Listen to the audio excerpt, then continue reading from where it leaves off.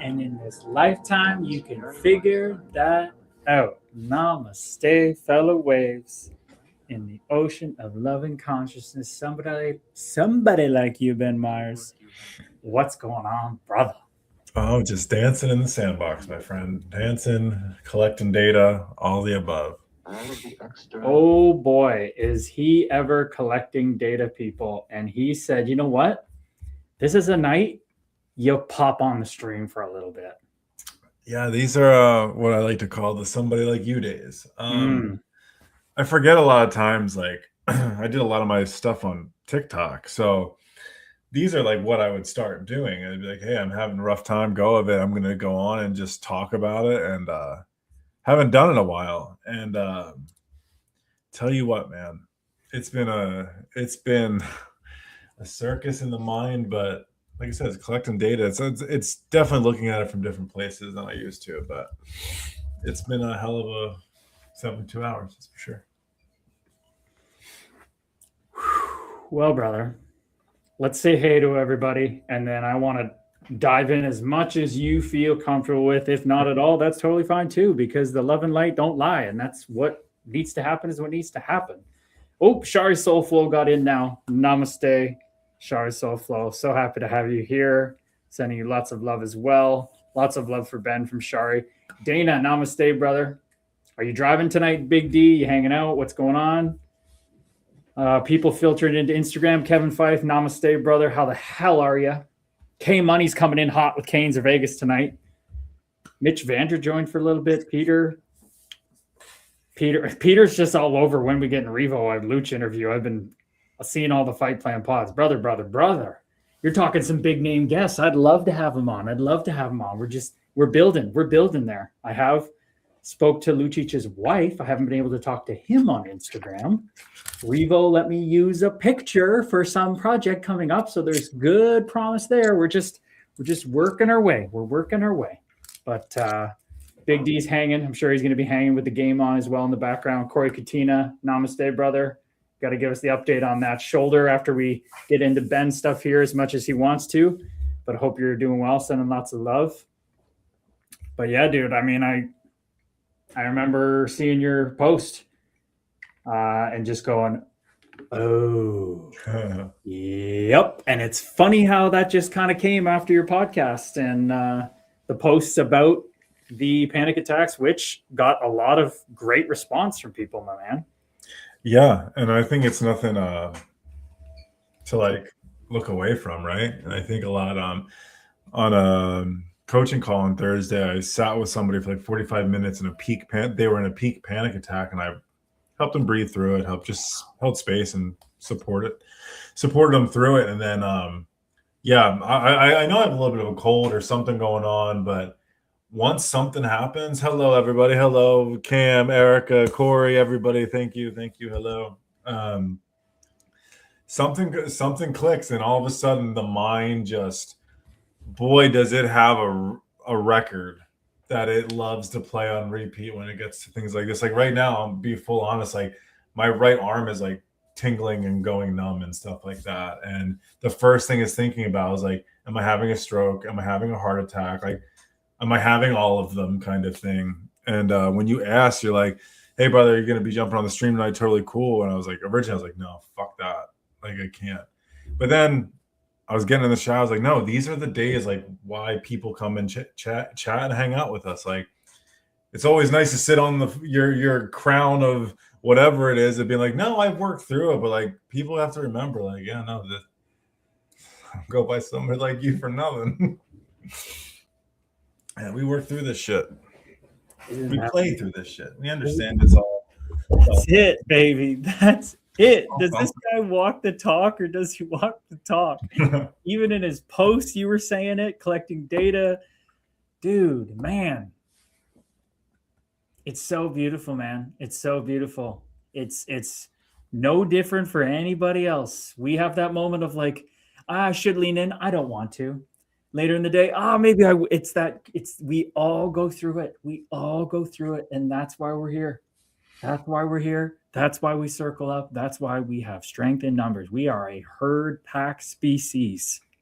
And I just want to say thank you to everybody who's reached out. And Erica, you've been such a light. So thank you for just being such a wonderful soul and light and all those kind of things. Everyone who's sending love, I appreciate it. And that's a joy of community, right? It's not just about us. Erica said, I had one earlier today, a little CPSD flashback moment, but I gotta out of it with breathing and reminding myself what I have control over in the moment. And it's ironic, is the only thing we have control over in the moment is our awareness of breath.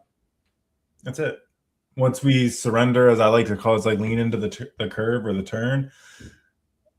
It's so tough, man, because it's scary as shit. Like I'd be so full of shit if I wasn't telling people I was like scared right now. Like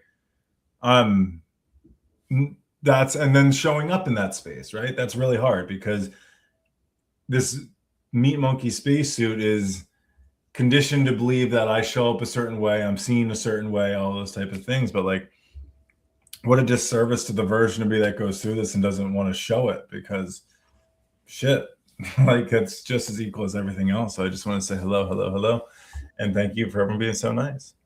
Dude, it's so good. It's so good. Shari Soulful talking about having all-day panic attacks before. She appreciated the honesty on the podcast. I mean, it just prompts discussion, right? It prompts discussion. Sometimes people can be negative about it and not even prompts discussion, but this was only positive. When you shared so vulnerably, 99% of human beings, when you share vulnerably and extend that olive branch of, you can judge me all you want. It may hurt, it may not, but I'm here. It strikes a chord, a deep part of all of us. And now those walls come down. They really, really do. I mean, it even goes to the guy I was watching, a gay guy at a parade, and he's just getting berated by, a Christian apologist or someone like that. And he just out of nowhere goes, "What's your favorite pizza topping?" And the guy's like, "What? That's not what we're talking about." He's like, "I don't care. You can keep talking to me if you tell me your favorite pizza topping." And the guy starts talking about it. He's like, "You like that on pizza? I don't like that, but I like this on pizza. Oh, you like this on pizza?"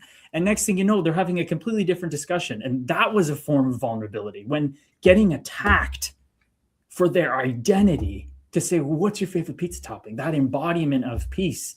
That's that bear I sent to the Fire of Remembrance chat today with Shari, just being like, "Hey, I'm not there physically with you, but the way Shari shows up with Reiki meditation and sits with us in consciousness, I was like, I'm here with you right now going through this shit. And I know it feels like it's a full body thing that's happening. Your mom with her dementia meds are all over the place. You have to be there for your sister. You're dealing with your own pain, your own diagnoses, your own journey." It just becomes so overwhelming, dude. It does, but once again, it's a choice in how to show up. That is a frustrating part of fatigue, is when you can't lean into things like you want, like you're used to. It is.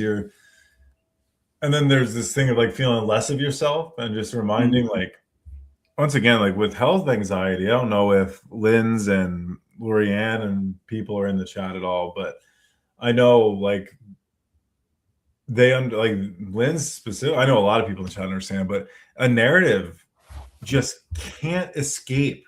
And then as much as you just observe it and everything like that, man, like right now, like I can feel my breath getting short, my arm going numb, like I said. And then the first thing is like, oh, this is probably something more serious. And the thing is, it might be. Like, once again, if it is, I'll worry about, I have to be present with it now. I'm the creator.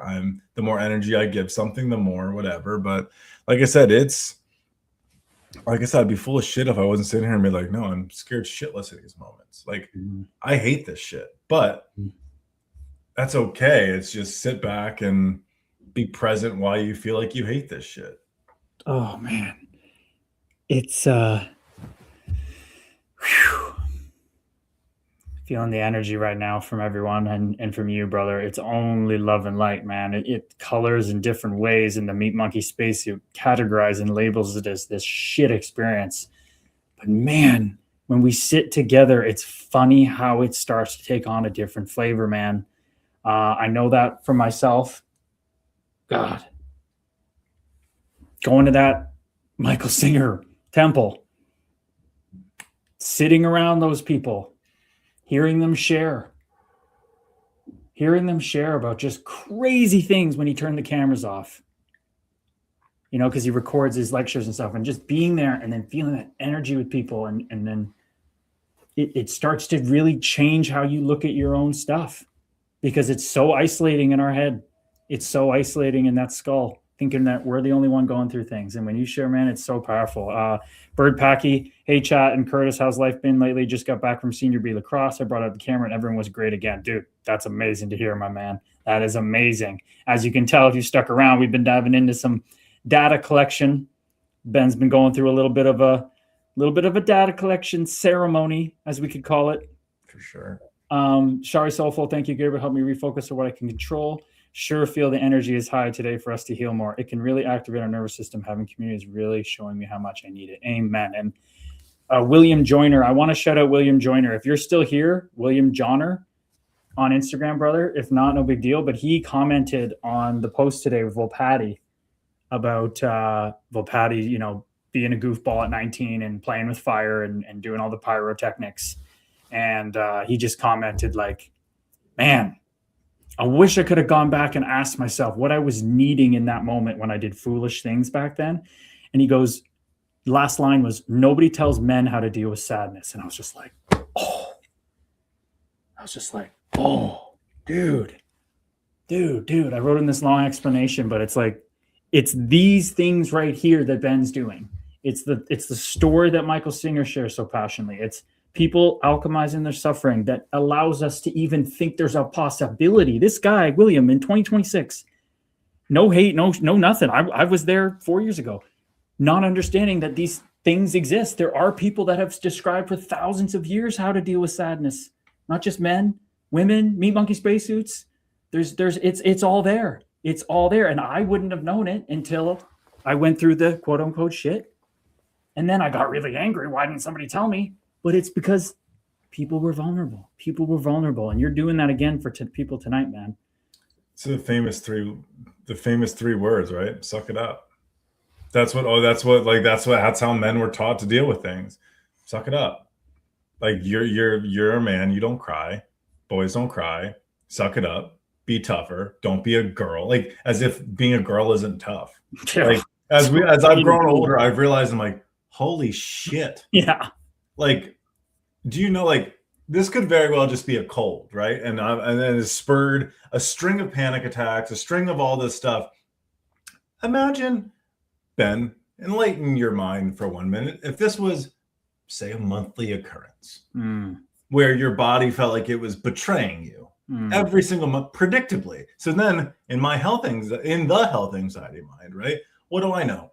I have something to predict. So days out, I'm predicting it. I'm forecasting it. I'm waiting for it. So then there's this whole loom, doom, gloom type of situation. Like, yeah, the whole phrase of like, don't be a girl. As I've gotten older, I was like, what a crock of shit. Like, my God, like giving birth, all the shit, right? Like, so yeah, men have this whole distorted thing about whatever. But like you said, in moments like this, like, sometimes the bravest thing you say is like, I'm just fucking scared sometimes. Like, there's nothing wrong. It's on the feelings wheel. You're allowed to be scared. It's how do you show up when you are scared?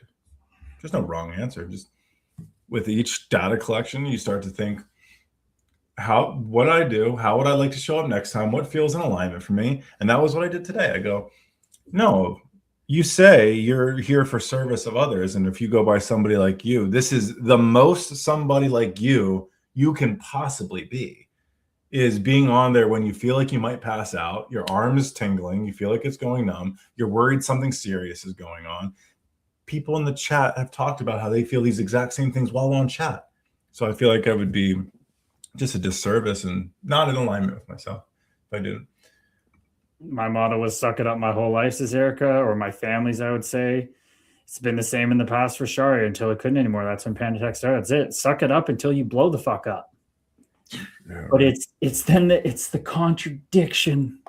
It's the path to hold the contradictions. You have to hold the contradiction that if we suck it up and we blow up, that it is simultaneously shit and awful, and it is simultaneously the best fucking thing that could happen to us. And it is so wild to say that in what we are conditioned to believe. And I think in our time that we all incarnated into here is so yang. It's so that masculine energy, go get, overproduce. And it just takes us so far out of alignment. Women are supposed to be in their feminine. Men are supposed to be aligned with that. There's really no such thing as men have to be masculine, women have to be feminine. The whole path is to be the middle between the two. And it was no more obvious when I started to dive down to like the secret teachings of Jesus, even though they're very plain and out there. The Gospel of Thomas and Philip, and they have this Magdalene and shit. Yeah, the final thing in their process is the bridal chamber, and it's not two people getting married. It's the merging of your masculine and feminine energies to become an absolute image of the divine, which is not masculine or feminine. You go to almost any near-death experience, I want to say 80-90%, they may even say that this entity, being of light, presented masculine, but they just knew it was neither. It's so amazing. And what is it? Like the rib wasn't actually a rib; it was like a dimension. Mm-hmm. Like they took a rib from Adam or whatever. Yeah, and the snake wasn't there to tell Eve to eat the apple and be bad. It was eat the apple and break free. It was the opposite, man. Anyway, we're getting off a little bit. I have so much fun with it, but it's what we're here to do. It's what we're here to do. I mean, yeah. I had never heard of all-day panic attacks before you. That's now a huge thing that I can like resonate and hear from people and be like, damn, I've heard of that now. It's been humanized to me. I think you said something. It's humanizing it, right? It's like I'm so fascinated by all the other stuff, but the meat monkey spacesuits having a very meat monkey spacesuit time, and it's if you're not present for that, you feel less than. Like, why am I not ascended? Why am I not evolved? Why am I still feeling this pain? It's like, well, brother, you chose here. You chose to do this. Like, if you chose it, go through it, work through it, play through it, whatever it is. And it's kind of those things is like, yeah, I don't know, man. I think the idea of having the human experience kind of got lost in the spiritual things of like, we're just a soul having a human experience. I believe that to be true, but I think people still find that very spiritual and the very like, I'm just a soul. It's like, you're having a human experience though. So the soul's pretending to be human. So like, be human, because like almost entertain it. Like don't try to run from it. It's here to have this exact experience.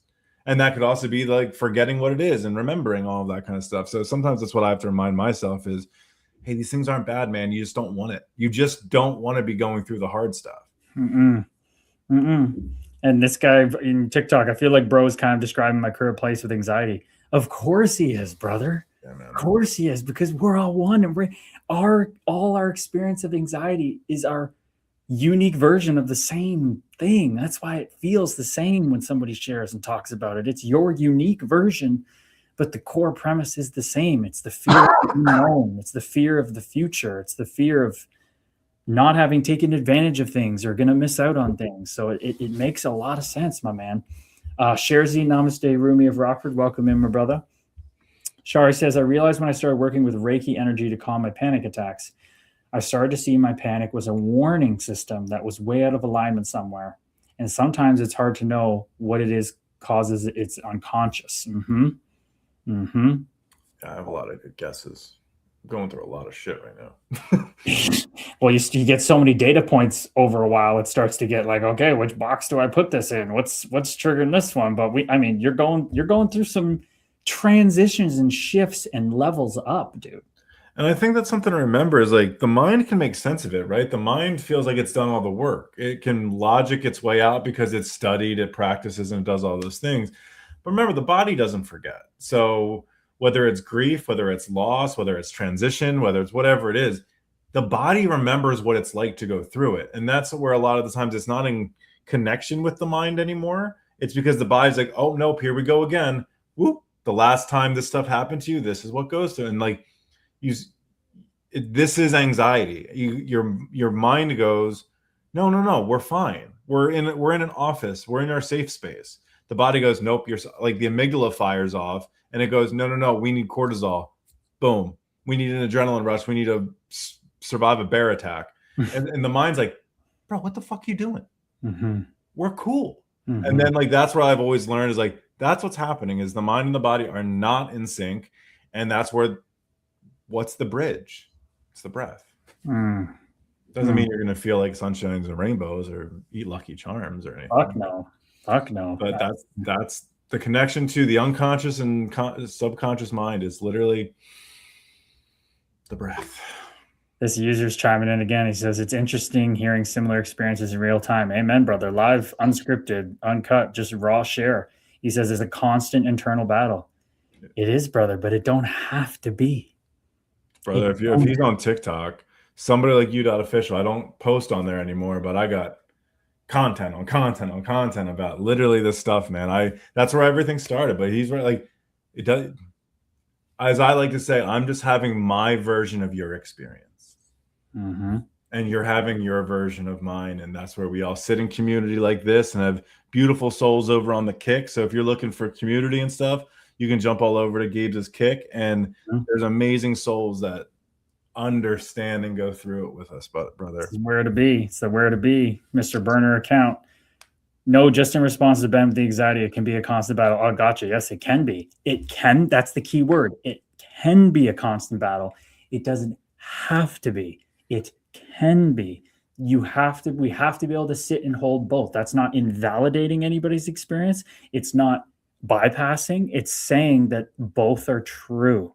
And this is something you will constantly see on the spiritual path, the healing path, the psychology path, whatever it is. You have to be able to hold these contradictory things that make your brain just not work. But that's the work, is sitting through those things.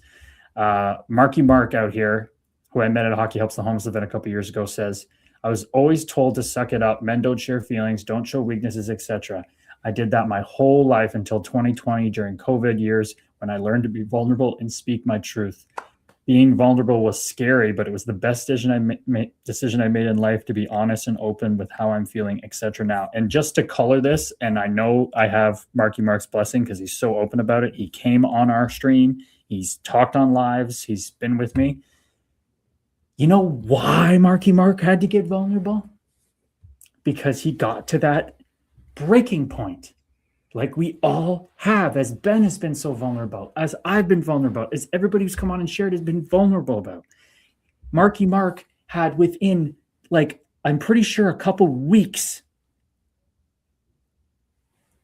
his brother die of COVID and his partner.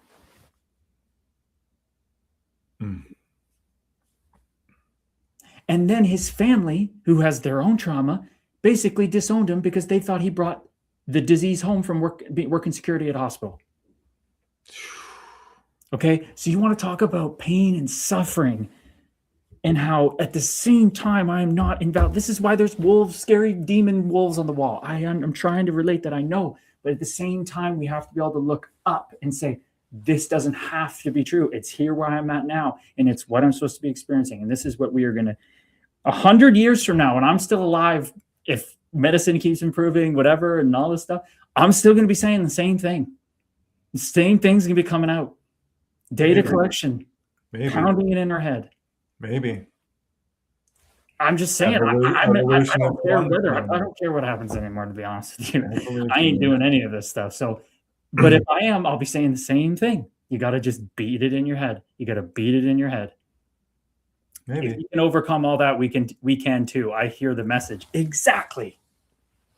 Marky Mark, man, I want to say thank you for sharing, being vulnerable, and working through that, because I know there's a lot of people that have their version of that story. So I appreciate you sharing, brother. Hell yeah. Fuck yeah. Fuck yeah, bud. I was at a Hockey Helps the Homeless event. I'm sitting there, and he messages me. He's been following me for a couple months he saw me do a live or podcast with Brady Leavold. So then he had met Brady, and I was like, dude, if you live here, just come to the event. It's in Brampton. He came, and we just chatted like the whole time. And he just was straight up, first time meeting me, just just unloaded vulnerability. And I was just like, give me more. It was amazing, dude. That's awesome, man. Hell yeah. I want to welcome in Oh, I forget the name. Becca Lynn. What is it? Becca Lynn. Becca Lynn. That's right. Oh my gosh. I want to check in. How's everything doing? How's the family doing? I just want to check in to make sure everything's going okay there. But I would say welcome in. Yes, I wanna follow up, Becca, as much as you are comfortable with. If not at all, that's fine. But we do know that some shit went down with the fam, and your dad, even though maybe didn't seem like he was the most open, he accepted therapy appointment, which was quite amazing. Wow. So I hear a man crying out for vulnerability right there and wants to let it out, but we are so conditioned not to. So I'd love to follow up there, Becca Lynn, if you are so inclined. Yeah. Because that is a powerful, powerful share. We keep hearing these stories, and they just keep coming in. I know that resonates with Cam, and I know Cam remembers what Becca Lynn is talking about because Cam has such an experience with a violent father. Yeah, man. I just got to see Cam at the Pride Parade. Oh, that's awesome. Mm-hmm. Hell yeah. Yes, sir. Yeah. Hi, brother. Oh, Iverson. White Iverson. Yes, sir. The homie.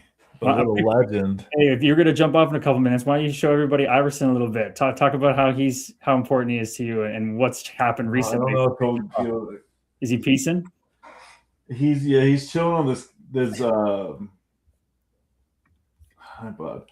I don't know, like you can't see him. Fuck. He's like a long-haired kind of cat, like Maine Coonish in him a bit. He's gray and black.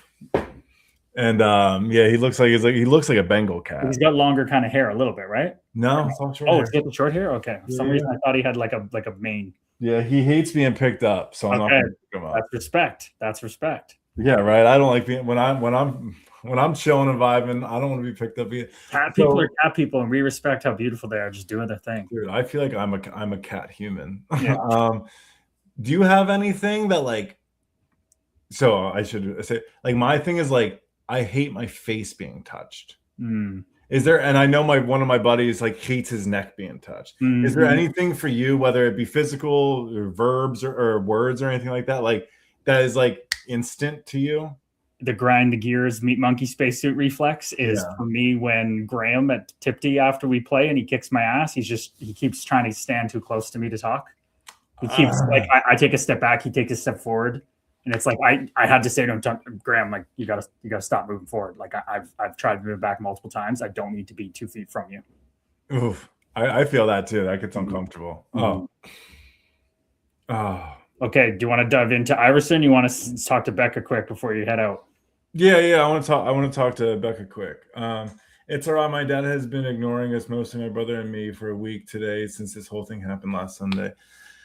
I know that's hard. I mean, it's kind of peaceful, but at the same time, life is short as heck. Very true. And never giving excuses for what happened, but it sounds like he's going through his things that he doesn't really know how to process too. I'm sure there's a little bit of embarrassment. No one wants to show that in front of people they love and care about. So I'm sure he's working through his own set of things, and rightfully so. But yeah, no. I'm just so proud. Once again, I'm just so proud of the way you show up and the way you talk about it. And he's going to therapy Friday, so hopefully start to change for the better. Absolutely. And that's just the start, right? Learning how to talk about it, learning what to say. Yes. And don't put expectations on it, Becca. Your mind's going to want to he's going to change overnight and all these things. It's going to be perfect, right? It's like, just let that breathe. Let it breathe. Let that man do his work. He's whatever age. He is all that built up. He's from an even less vulnerable time, right? Yeah, man. Absolutely. Okay, brother. Are you going to go rest that me monkey spacesuit? I got one more in me. I want to tackle what Corey Katina said to you. Okay. How tough was it to abandon that hockey player mentality, not just physically, but mentally as well? And would we be better if the teams did not put out the injury report after the playoffs and telling people you need to try and play through it? Are you injured or are you hurt? Corey Katina out here with he's a very deep thinker, very sharp-minded guy, really likes to walk the middle and understand all sides. First part.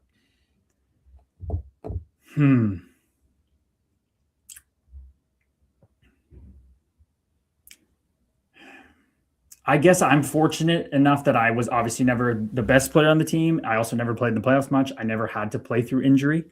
It never got to that point. So it just, I would say, just from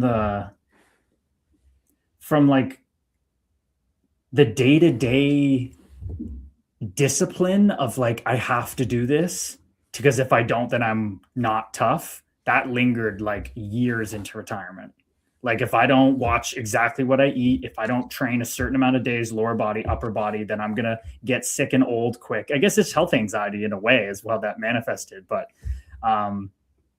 that player, that discipline mentality, when I didn't have anything to chew on, when I didn't have anything to train that laser focus that I cultivated on, I was like just adrift in the wind, and I clung to those things and then tried to work out harder, messed up my elbows for like 2 years. I had like tendinopathy. Like I tried 20 different modalities to heal them. And funny enough, when I go on my healing journey of vulnerability and motion, it just went away. But that was hard. It took time of just that. I needed to get now the spiritual flu. And then that was what I trained my discipline on, but unfortunately that crumbled that discipline because it became the barrier at some point, right? So it was very difficult, but again, it was exactly what I needed. It's the paradox. And would teams be better if they didn't put out the injury report telling people you need to play through it? I 1,000% agree with this. And some of it I think is maybe a bit exaggerated, maybe. Like I know Zdeno Chara played with a broken jaw, and apparently his elbow was broken at the time too. But like the broken sternums, Matthew Tkachuk never should have been putting on his skate. He couldn't even tie his skates. His brother was coming in the locker room from another team, a captain of another NHL team, was coming down to the locker room and tying his skates for him. Like it was stupid. Or Patrice Bergeron playing with like a whole side of cracked ribs and stuff. Like it's just like dumb. It's dumb, and it does perpetuate it. But again, it's like a gun. It's your attachment to it that is the problem, not actually. There are probably many guys who played that were very sound and sure of comfortable with doing what they did, and other people did it because they felt like they had to. So it's always an attachment issue, not the actual issue. Attachment issue. Your worth is reliant on it. I think that's a big one. Because I even like, once again, that's a version of me even coming on tonight. It's a sense of worth, right? It's a sense of being who you say you are, showing up, play hurt kind of thing. And I think once again, you help with that because once again, leadership or whatever can help with that. Cause you're like, brother, no, it wasn't even like, take care of you, whatever. And you were like, pretty much like, don't do it, man. You're fine. I was considering you not coming on until you said I'm coming. I know. And so, but like, I think that's the thing is it's understanding like, now I'm going to get off. I'm not going to stay the 2 hours. I'm going to go do my thing. I'm going to go take care of this meat monkey spacesuit and address these numb limbs that just keep expanding and fun. Everything's okay. It's lingering in the background saying we could trigger at any moment. Dude, it's now going into my legs. Like I said, but the thing is like it's the slow burn because it's the consistency of it. And then it just kind of like it stays there. And then all it does is get your awareness and your focus. And all of a sudden when that happens, it starts expanding. It starts going, and then you start sitting there and like the narrative starts going, and it becomes a living form of hell. Like that's what I think hell is. Just it's the experience of it. But all right, I'm gonna go figure something out. And yeah, I appreciate everyone being so kind again. Thank you so much. I'm so proud of everybody for the way they're showing up. They're being vulnerable. Once again, we're all going through our things. Me and Gabe's are no different. I know I can speak for myself. I'm no different either. And so, brother, everybody, thank you so much. Send love. I will see you all on Tuesday. Hopefully. Namaste, brother. Namaste. I appreciate everybody. Send love. Take care. As always, I'm somebody like you. And oh, man, people. That's my brother. That is got to be my guy, my soul from the other side saying, hey, you're going to come in just when everything comes in just when it's needed. Oh. Everybody sending love to Ben. Great question there, Corey. Connor, playing hurt and being severely injured is a totally different circumstance. I Completely agree, Sharzy. That is very true. That is very true. But what did Dana say? Practice? What were you talking about? Practice? Like you doing the, what was that, Herm Edwards thing? Or like Allen Iverson? You talk about, oh no, you're probably doing the Iverson one. We're talking about practice? Yeah, we're talking about practice because that's what we do here. We practice. Love that you have each other and share the energy with us. Namaste, Shari. Thank you so much, Shari. It's funny, Shari. We had a call on, was it Thursday or Friday? Thursday or Friday that we worked on. We did recorded an After the Bell for the podcast, and like, I mean,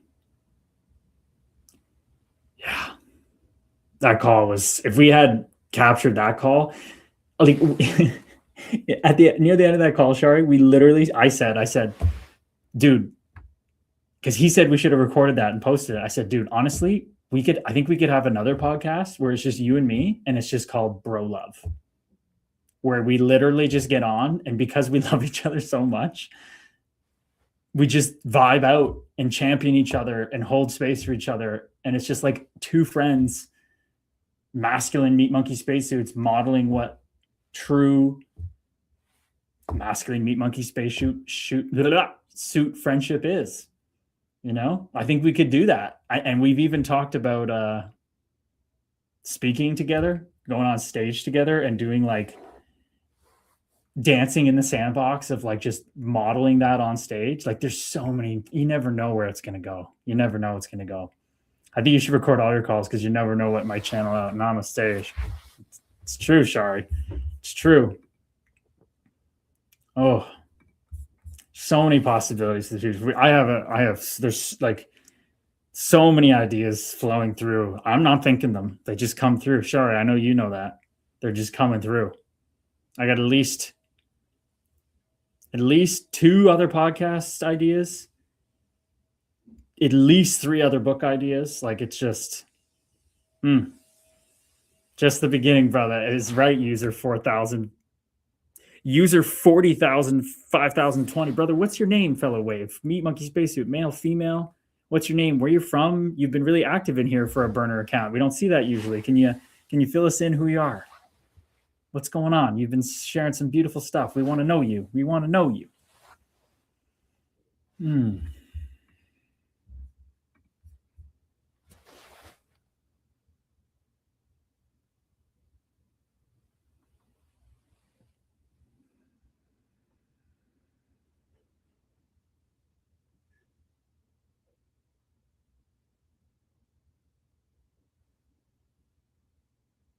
It's just the beginning, but it's already the end, brother.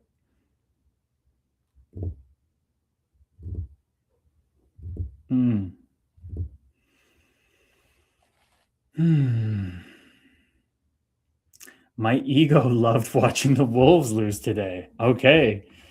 Sharzy, I haven't checked in on the AHL. The Marlies and the Wolves. So Marlies won 4-2 to start it off. Very nice. Okay. What was the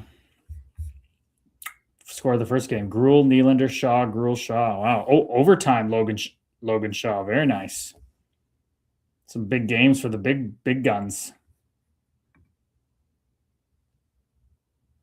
Oh, and Juuso Välimäki's down there for the Wolves. Interesting. I didn't know he was down there.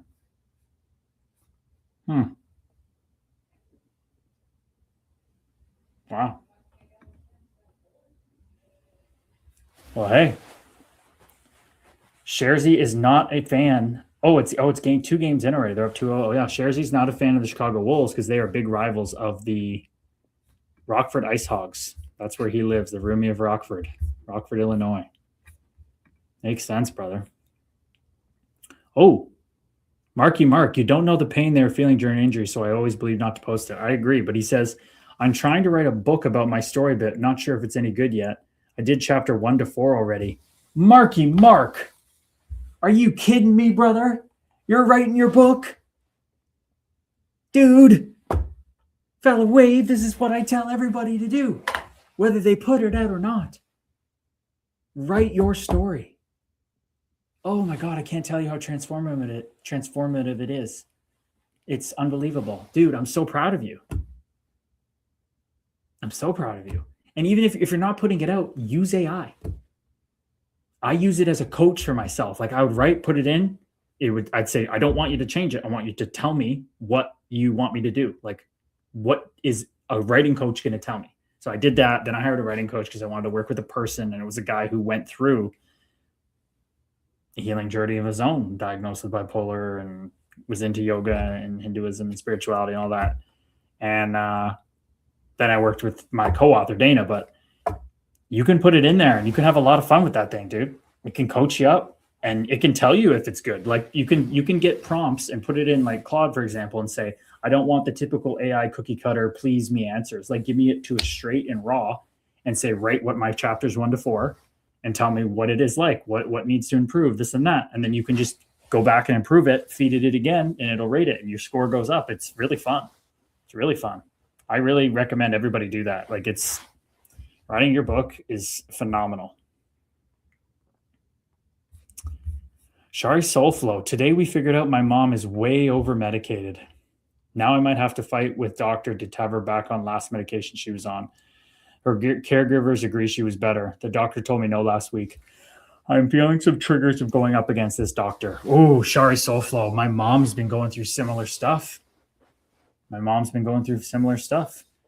I know she doesn't like me to talk about it too much, but another person is on power of attorney with my mom, with my grandpa. And there's some miscommunications. There were some people calling and not talking to the other power of attorney, all that kind of stuff. And then even recently with what he went through now, not getting clear ideas and them wanting to transport him places when they didn't need to. So it's definitely can be an interesting experience working with healthcare professionals, right? Because they see so many people, and these doctors, like most fellow waves out there, haven't remembered who they are, and they may have a practice that they work on, spiritual healing, but they're tired, they're burnt out, they help so many people. It's just another kind of number to them sometimes. The humanity is hard to dive in with each person, and things can get missed, and it can cause friction. It really can. So I feel you on that, Shari. It sounds like a frustrating thing to go through. That's just more data collection as well, right? You just made me realize the trigger comes from my dad journey when he died. We fought doctors constantly. That makes sense. There's your data collection coming through. That's how it works. You experienced something hard in the past. Now, so the lesson's repeating itself, or you think it's going to repeat itself, and it pops up. Makes total sense. Sorry, your mom is going through it. They moved my dad without telling us too, right? Yeah, or wanting to move him. When my mom's like, why do we need to move him? Like he literally needs like an x-ray. Why does he have to go 3 hours away to get an x-ray to see the same doctor that did a surgery? Like, it's like, but they're just doing their best.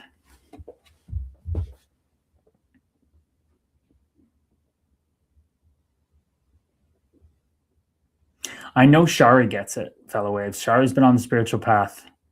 I know Erica's, we're all on different points, but I got to do like a segment every stream where I just really, for whoever is meant to hear it, who's on the stream at the time, really understands that the answers are out there.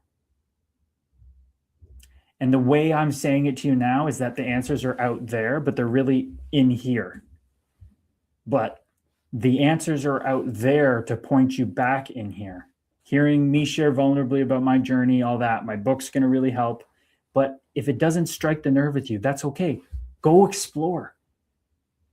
After my first psychedelic experience, my brother handed me 2 options, Eckhart Tolle or Michael Singer. I looked at Eckhart Tolle and I went,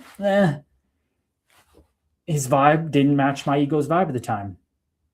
I just didn't resonate with him. Then I saw Michael Singer and I saw this vibrant, glowing man with a big mustache and this big grin and just joy bursting out of him of love and light. I didn't even know what that was back then, but I felt it. And that's where I went. That's the way I went. So it may not be hearing it from me, but even me just talking about this may prompt you to go find that for yourself. If it's not me, that's fine. But everybody has someone that punctures through the reality of what they thought was possible. And for me, that was first the mushrooms, then it was Ram Dass, Michael Singer, Ram Dass, and then everybody else came after, but Rupert Spira. But man,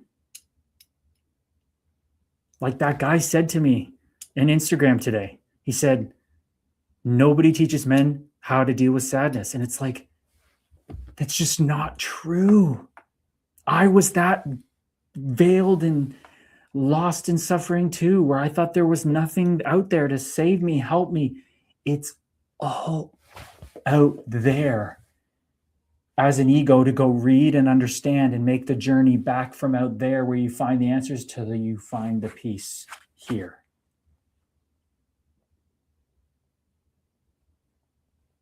That's what my brother speaks about. He's the one that coined this. My brother's a freaking poet. Rumi of Ontario. He said, can't make people drink the spiritual waters like you can't make a horse drink, but you can salt the hay.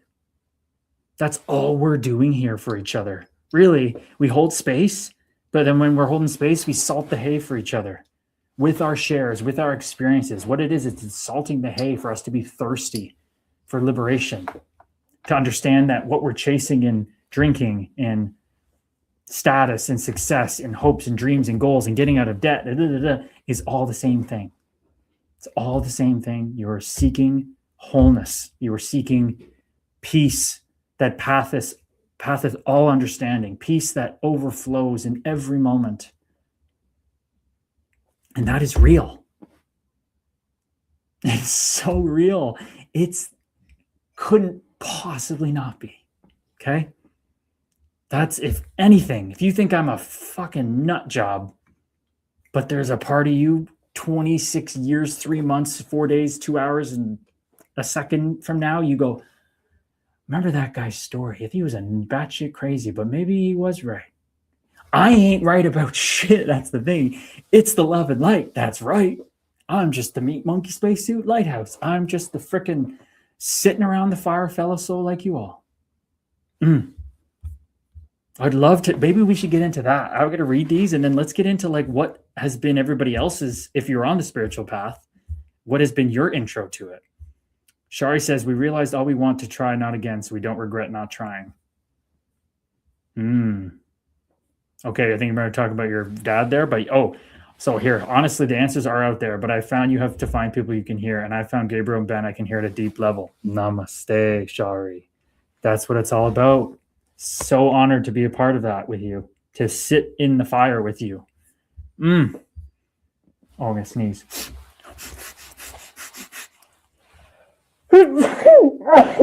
Double sneeze. I feel like I grew spiritually for a long time. When my dad died, something shifted and had to find my new tribe. Constant growth journey. How old is he? Because only a few decades ago, men had to pretend not to be sad. Weakness, certainly no help for processing sadness. I agree. But they had to pretend to be sad, Cam, is completely different than nobody teaches people how to deal with sadness. And it's like the ancient rishis that sat in the caves 5,000 years ago, they have been teaching us, you just got to look for the answer. And you'll find it when you're ready to find it. It's been around forever. The answers have all been there for 2,000 years before Jesus even walked the planet. It's all been there. Erica says her intro was Reiki that woke me up, and I think the men in this community, reminding there are men trying to work on themselves and women connecting and using their voice too.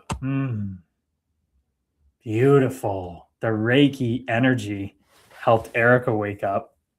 And then the men in this community reminding me there are men trying to work on themselves and women connecting and using their voice too. Amen.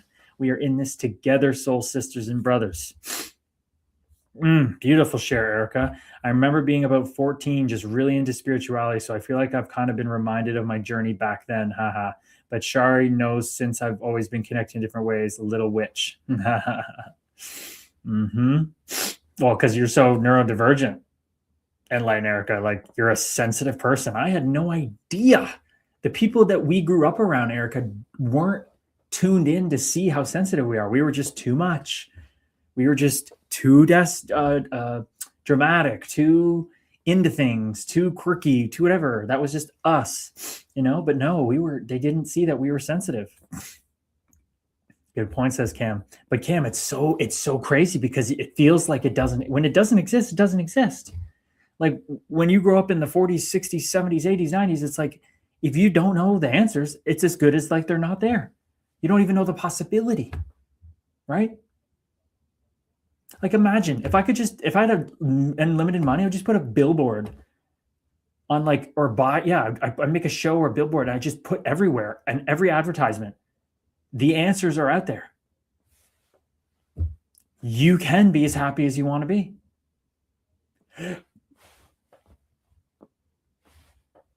It's true. It just is. It's cultural. Absolutely.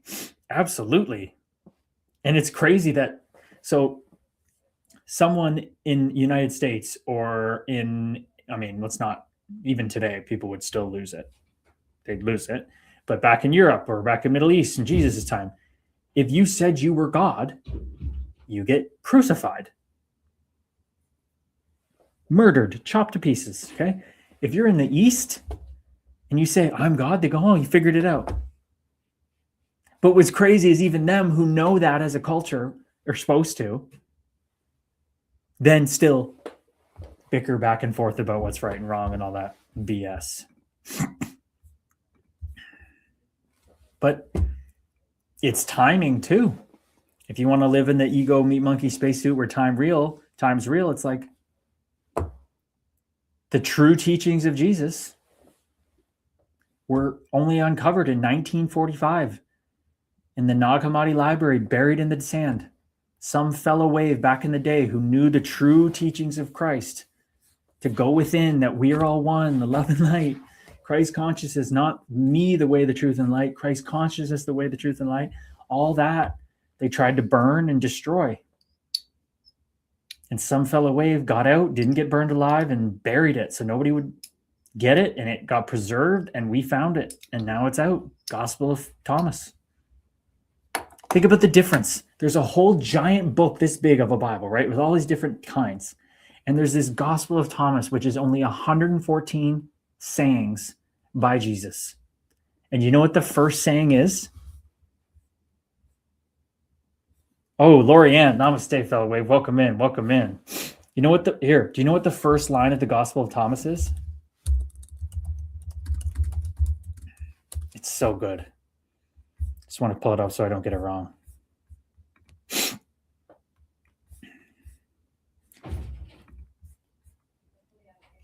The first line is, first of all, these are the hidden words that living Jesus spoke. These are not like, these are what he said. And Judas Thomas wrote them down. First line, and he said, whoever finds the meaning of these words will not taste death. My whole body's lighting up. Even before I was going to say it, I knew I was going to say it, and my body's lighting up. Who finds these meaning of these words will not taste death. Jesus says, the one who seeks should not cease seeking until he finds.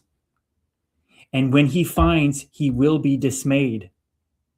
And when he is dismayed, he will be astonished. And he will be king over all. Do you hear that? How many times do I talk about paradox? Being able to hold two truths. Listen to what he says. Whoever finds meaning in these words will not taste death. The one who seeks should not cease seeking until he finds. Until she finds. And when she finds, she will be dismayed. You'll be annihilated. Like, what the fuck? Why didn't anybody tell me this? Why have I suffered for so long? But when he is dismayed, when she is dismayed, when you're that angry and you go, but wait, I didn't know this and I put myself in the position I am, but he will be astonished. I can get myself out of it and he will be king or queen over all. That just means you'll find your freaking permanent happiness. Isn't that incredible?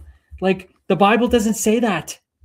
The Bible does all the different things and come to me. It's because they changed it. They changed it. They did not change this one. This is the real shit. They didn't chase it. They didn't change it, sorry.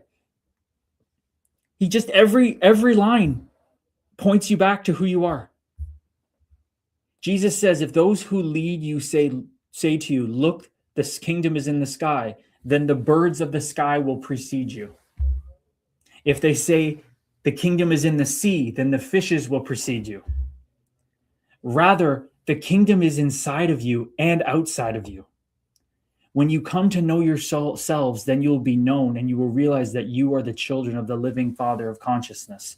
But if you do not come to know yourselves, then you exist in poverty and you are poverty. It's all here. It's Hinduism in Jesus talk. Hello, lovely, says Lorianne. Erica, I have to send the group a picture of my drawing when I was little. I was drawing my dog's soul going to heaven and me writing no God at the top because I was angry my dog died. That's it right there. You know, many people that keeps trapped and how long that kept me trapped for so long. How the hell could there be a God with all this evil happening? How could there be a God when my beloved dog, who never would hurt a fly, literally, we feed him his food and he wouldn't even eat a fly. He's just the sweetest dog. She's the sweetest dog. But no, God had to take them from me. You know how many people that keeps trapped, suffering? And it's exactly how it's supposed to be. It's exactly how it's supposed to be. I was so like, there's genocide. There's child molestation. There's pedophilia. There's all these things. How could that possibly mean there's a God? But then you hear the story of the rabbi at the concentration camp. Rabbi at the concentration camp. They're lining up prisoners to hang them. They put the people up there, put the noose around their neck. They drop the thing. Their neck hasn't broken or they're broken. They're dying. And somebody looks at the rabbi and says, hey, Rabbi, where's your God now? And the rabbi looks at him and then looks back at the people dying and says, right on the end of that rope.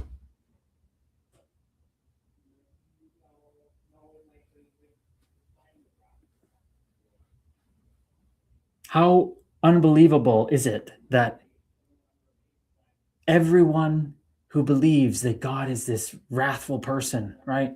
This evil God. But God experiences every single thing you do.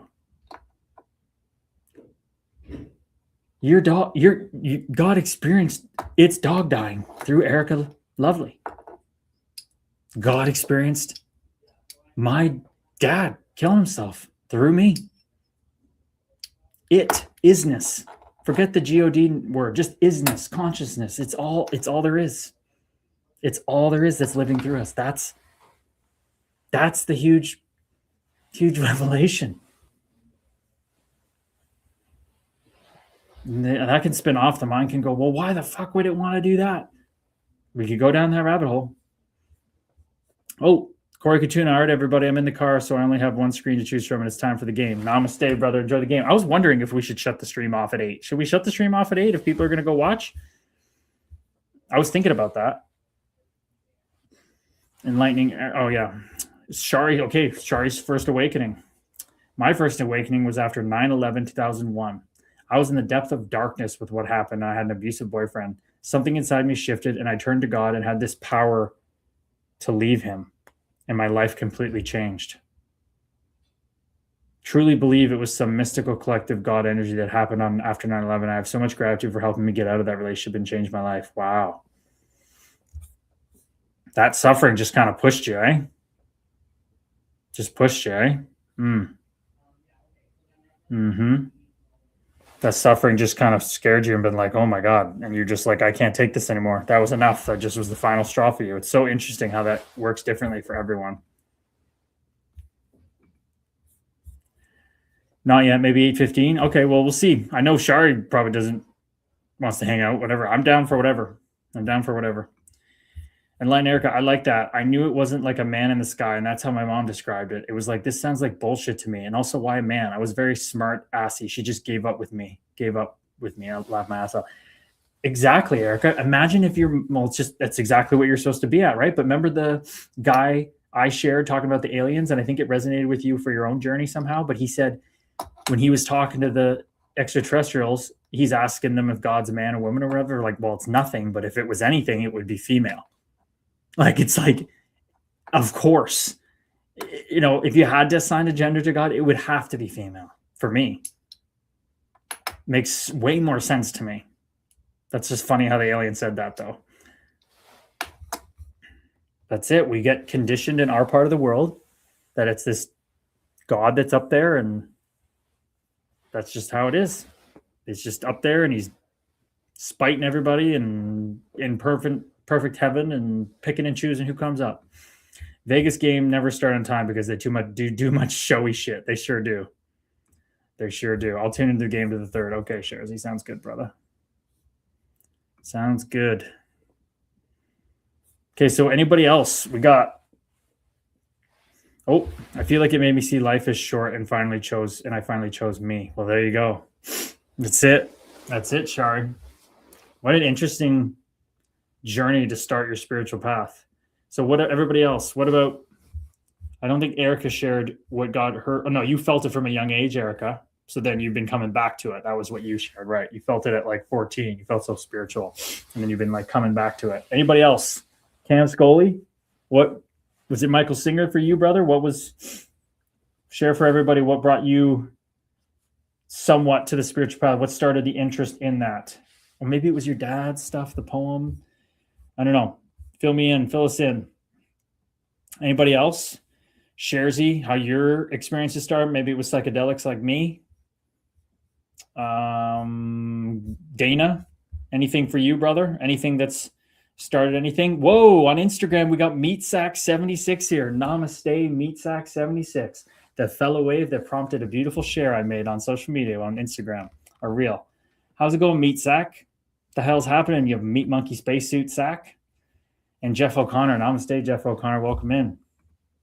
Love it. Yeah, but for me, it was definitely the psychedelics, people. I mean, I guess my brother was exploring things and in the party scene down in Toronto and happened upon psychedelics and people who were very open and loving and spiritually minded, and started to see, wow, these drugs aren't just for partying. They're for having much more soul expanding experiences. And then Cole told me about it. And for a whole year, I said, fuck off. Every time we talked, he brought it up. And I said, fuck off, man. I don't do that. I'm an athlete. I don't do things that are illegal. Nothing that, is cheating, or, I don't take steroids, but I don't want to get in trouble at the border. Those are illegal, la, la, la. And then after a year of saying no, I finally was like, fuck, fine, man. You're that adamant about it. And I started doing my research. And then I went, oh my God. I just couldn't believe what I was reading, but it also felt right. And then the experience just fucking blew my mind open. Sharzy, mushrooms. I've actually tried a THC and mushroom infused gummy this past weekend. Wow. You ingested both at the same time. How did that go, Sharzy? I've heard there's the hippie flip, which is LSD, then MDMA, then mushrooms or something. So talk to me about that. How was the mushroom infused gummy this past weekend, and how much mushrooms was in it? How much THC was in it? Cam Scully says, Michael Singer plus compassionate listening combined to give me a huge healing moment in 2022. And I've been into spirituality since, dabbling beforehand. Right. That was the shift of you on the balcony. Right, brother.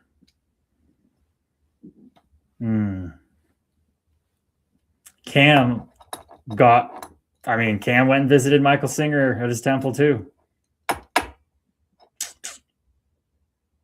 What a place. If there's ever a place I'd want to take like a field trip with the collective, be that place. Shari Soulflow, Reiki and mushrooms create another awakening for me years later. All of it seems to take me deeper. Oh, Shari Soulflow. I didn't know you had done the mushrooms. Yes, balcony, says Cam. Let's fucking go. Yes, that balcony is beautiful, beautiful metaphor. Beautiful, brother. Reiki mushrooms. Reiki mushroom day sounds fucking amazing. Yeah. Okay, but Shari, please tell us about your mushroom experience. I didn't know you were into this. Please, you haven't shared that before, I don't think. I would love to hear your experience, how much you took, what was the setting, all that. Sharzy, it was decent, very heavy indica, and the light microdose is very beneficial. I can see why states are legalizing shrooms. Ooh, yeah. Man, shrooms are just, forget like the consciousness part, the longevity part, the healing for your body is just like unbelievable what they're finding in studies. Unbelievable. God, it's exciting. It's an exciting time to be alive.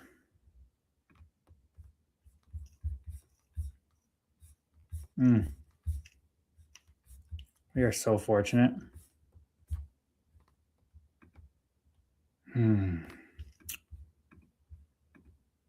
It's just like it's hard to really wrap your mind around. Well, what am I talking about? You can't wrap it. That's the whole point. You can't wrap your mind around it.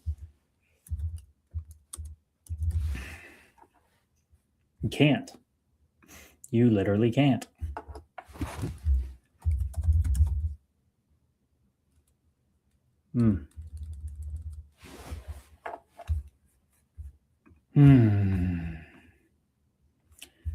Shari Soulflow, what's funny, I did mushrooms first time at 16.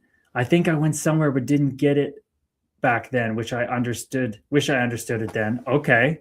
So you did them at 16, but you just you didn't understand what you're going into, right? Like your understanding and your consciousness going in really matter to how you take them. If I had just taken them out of nowhere, I would have never had the same experience. But because I did the preparation of reading and understanding what was kind of going to happen, I was able to take advantage of that. It was what was meant for me. She says, I honestly don't know how much practice we gave me. I trust her. I've been doing Reiki for 6 weeks and helped my anxiety. So she asked if I wanted to go deeper. Okay, but are you talking about the mushrooms now? Or are you talking about just Reiki? Erica, the amount of meds I was on before the shrooms didn't do anything for me when I was younger. My meds canceled the shrooms out. Ate half a Tupperware full. Yep, that's definitely what happens, Erica. That is what they're made to do. They are made to suppress our experience.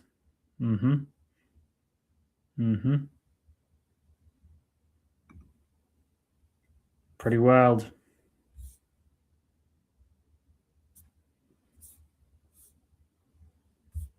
God, this Gospel of Thomas is just so far.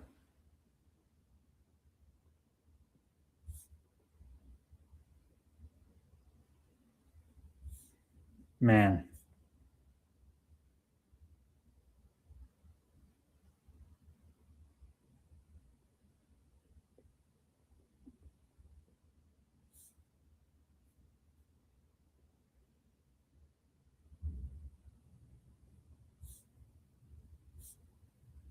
I'm gonna have to go read that again. Just dive back into that just to refresh. Shari Soulflow, no mushrooms. My Reiki practitioner gave me them, and it really took me into visions and love and light. I remember feeling so much bliss. Okay, so your Reiki practitioner gave you the mushrooms. Okay, do you know how much she gave you? Do you know how many grams, Shari Soulflow? I'd love to know if you had any idea how much you took, where you took them, what setting, who are you with. I would love to know all of that because that really changes what your experience is. It's so curious to me to find out how people go through different experiences.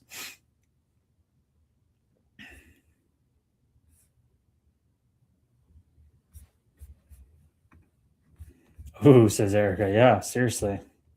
Sounds freaking great.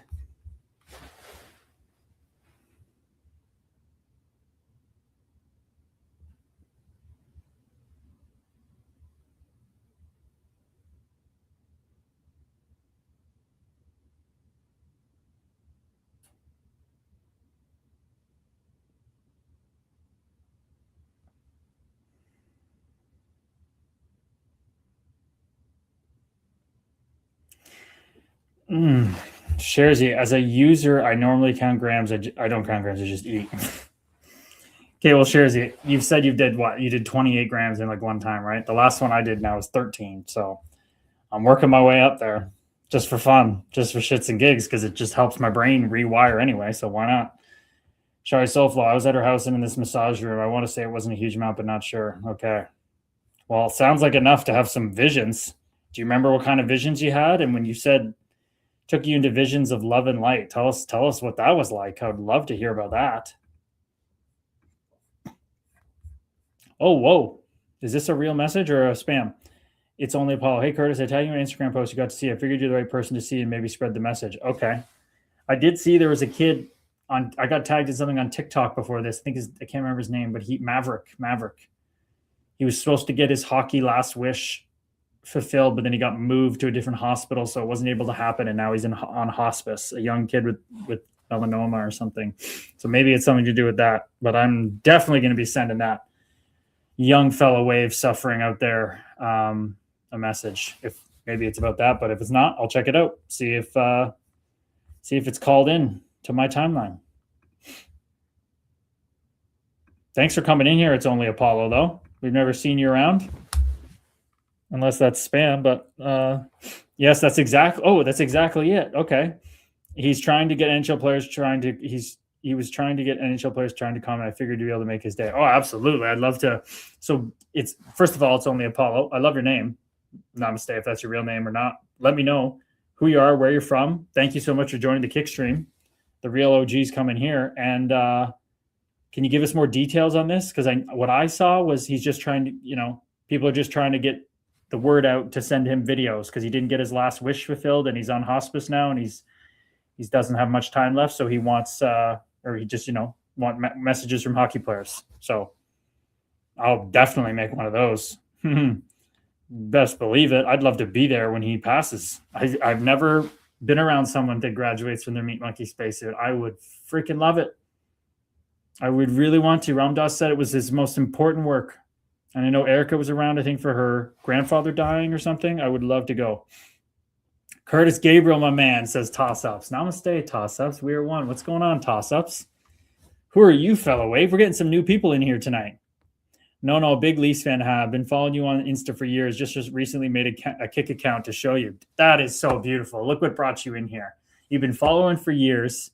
My whole job is to salt the hay to get you in here, to get you in the community of love and light. And what brings you in here is Maverick and his story. You trying to share more love and light. That is beautiful. Maverick brought us closer together. What a gift from Maverick to bring us closer together. That's beautiful, Apollo. Oh, Lorianne, I attended my friend's dad's passing. Lorianne, what was that like? How long ago was that? Lorianne, how's your son? How's your son? We need an update on that. I know you said they got his heart back going, but what's the update on you? You came in here a little late, and I apologize for just cluing in. Like, how's your son? How's everything going? Okay, it was very peaceful, your friend's dad's passing. Wow. Beautiful. I think it was Erica that sent, or Shari that sent that amazing clip from that show where it's about terminal cancer and dying, and that nurse who's just fired up about death and telling about how it is. And people are just freaked out how morbid they think it is. But I think it's the fucking most badass thing. Death is the best thing ever. Shari said she then had me lay down on the massage table, and it was like the Northern Lights tunnel. I heard like angels singing. I felt like I was floating. I remember hearing the message that all is well and I'm always protected, not to be afraid. It was so spiritual and came out of it wanting to know more about NDE, mediums, and psychics. Oh, man, I'm telling you, I really believe mushrooms are an alien species spore that creates life and consciousness raising on other planets. I really do. Like, I've just seen it too many times now. It's just too many times. Apollo, and to answer your prior question, Apollo isn't the real name, but I'm an actor and music artist, and Apollo just happens to be the god of sunlight, music, entertainment, etc. More of a nameplate status, like I said, as a goal to reach for. That is beautiful. I love that. I love that. Look at you, actor and music artists. That is beautiful. Are you a female or male Meat Monkey spacesuit? Are you non-binary Meat Monkey spacesuit? What's going on? That is beautiful, though. I love your mindset there. My son is doing okay, says Lorianne. Waiting for tests that is stressing him out. He's going back to work tomorrow. Wow. Okay. Well, that's positive. He's going back to work.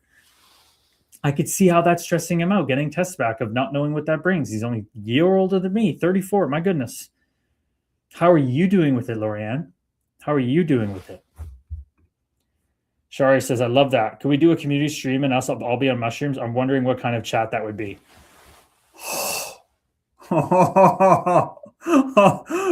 Oh,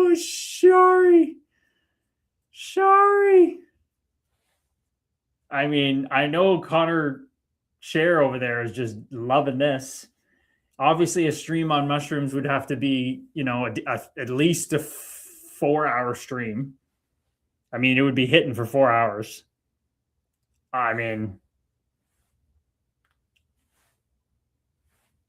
I'm not opposed to that. And I think the chats would be pretty silent at times. I definitely get to a point where words are really hard to formulate. My last 2 have been on my own. My last 3 have been on my own, but I did 11, the 13, the last time I was silent for like 6-7 hours.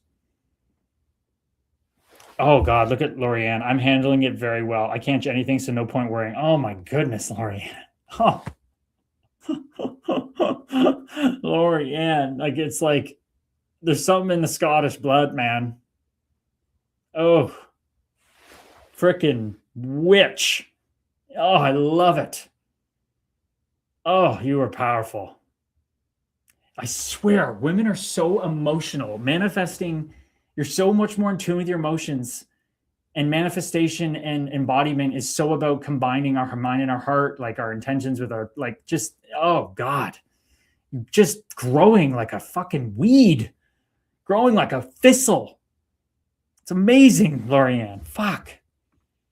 Yo, I'll get mushed up, says Erica. Erica, are you on less enough? Totally, if I'm ignorant to your meds or whatever, I know you said the past they canceled them out, but you're on quite a bit less now, I think, correct? Or if not all? But you said you get mushed up, so it sounds like they'll work. So, Sharzy, my attention span of mushrooms wouldn't allow me to be here for a while. I allow my phone to completely die and go outside and eat them. That is true. It's all about being present. But this would be a new experience. A Zoom call. I'll laugh my ass off. Yeah, well, I mean, it would be kind of fun. I mean, I guess I shouldn't broadcast it that I'm on it because then maybe somebody come arrest me. But I know people have been doing it more lately, so I don't know. Maybe it'd be fine. Sure, it would be a great trip. Maybe we need sober helpers on call too. I mean, that's always important to have. I know I've done them enough now that I don't need them, but if something happens during that time and somebody, it'd have to be a Sunday for sure where nobody's here. But yeah. Yes, much less. Okay, I thought so, Erica. Nice. Lorianne, sending you love, so proud of you.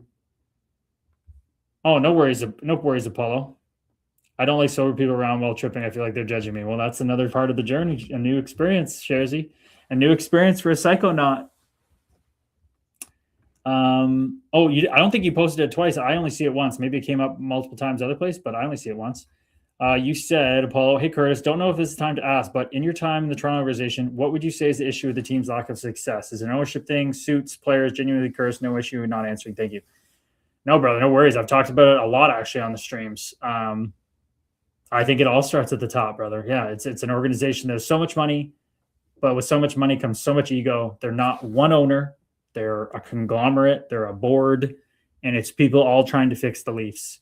If they would just give one person with true passion for the team the full keys to make decisions and autonomy, I think we would never have a problem with the Toronto Maple Leafs, but it's just not the case. I don't think it's going to happen anytime soon. Lonnie Wilson, namaste, Lonster. What's going on, brother? Noah Hemstock, namaste, brother. Welcome in. Hey, I guess we got to touch in real quick. Oh, thanks, Shari. Right back at you. Hope the family's doing okay. Amen. So beautiful. Lorianne's just a freaking tank. You're just a beast on this path, Lorianne. Oh, but people, I guess we should tap in quick to the fact that we have 7 people want to dive into the beta test, and 3 people are thinking about it. I think Lonnie was one of the people thinking about it. Shari, Lorianne, Erica's in, Corey's in, Dana's thinking. Dana's going to start in August because that's when his grandson goes back to school. But man, I'm telling you, people, we are going to have a time in the locker room community. We're going to set the tempo. Collective Memoria community, Love and Light, is going to set the tempo for the next arena, Living from the Zone locker room community. And the key for us is going to be keeping it in athlete language as much as possible. We're going to have over here to talk more spiritually in depth, but we still meet people where they're at. If people come in our course and are ready to talk spiritually, we're going to do that. But it's because it exposes the other people in the group who maybe not be, right? It's a communal experience and nobody can deny anyone's personal experience. But when people do start coming in from the general population that didn't start with us, most likely they're not going to be as spiritual, right? And that's why the course is in athlete language, to meet people where they're at. This is obviously a place where we let it rip because this is just dancing in the sandbox. But when we're offering a product like that and an experience, we're going to really dial it back on that. And instead of calling it Love and Light, we'll be calling it the Zone. That's what Living from the Zone is. That's what all of us are chasing. All of us are just chasing the zone, whether it's in sport, whether it's a job, whether it's in Reiki. We're all chasing this thing that somewhat seems outside of us. Reiki, you start to learn it's not, obviously, but the zone is something that we think is triggered by external conditions when it's only ever revealing what's internally there. So that's why it's called Living from the Zone. It's going to be so much fun. Wait till I designed some sweet merch. You want guys? Did I show? I don't know if no, I don't think I showed. I showed Ben. Did I show everybody here? We got some sweet merch if you guys want to see. Freaking, I'm pumped about this one.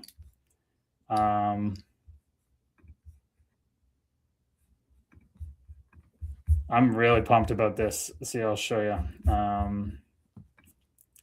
Making it with this guy, 20-year-old hockey player.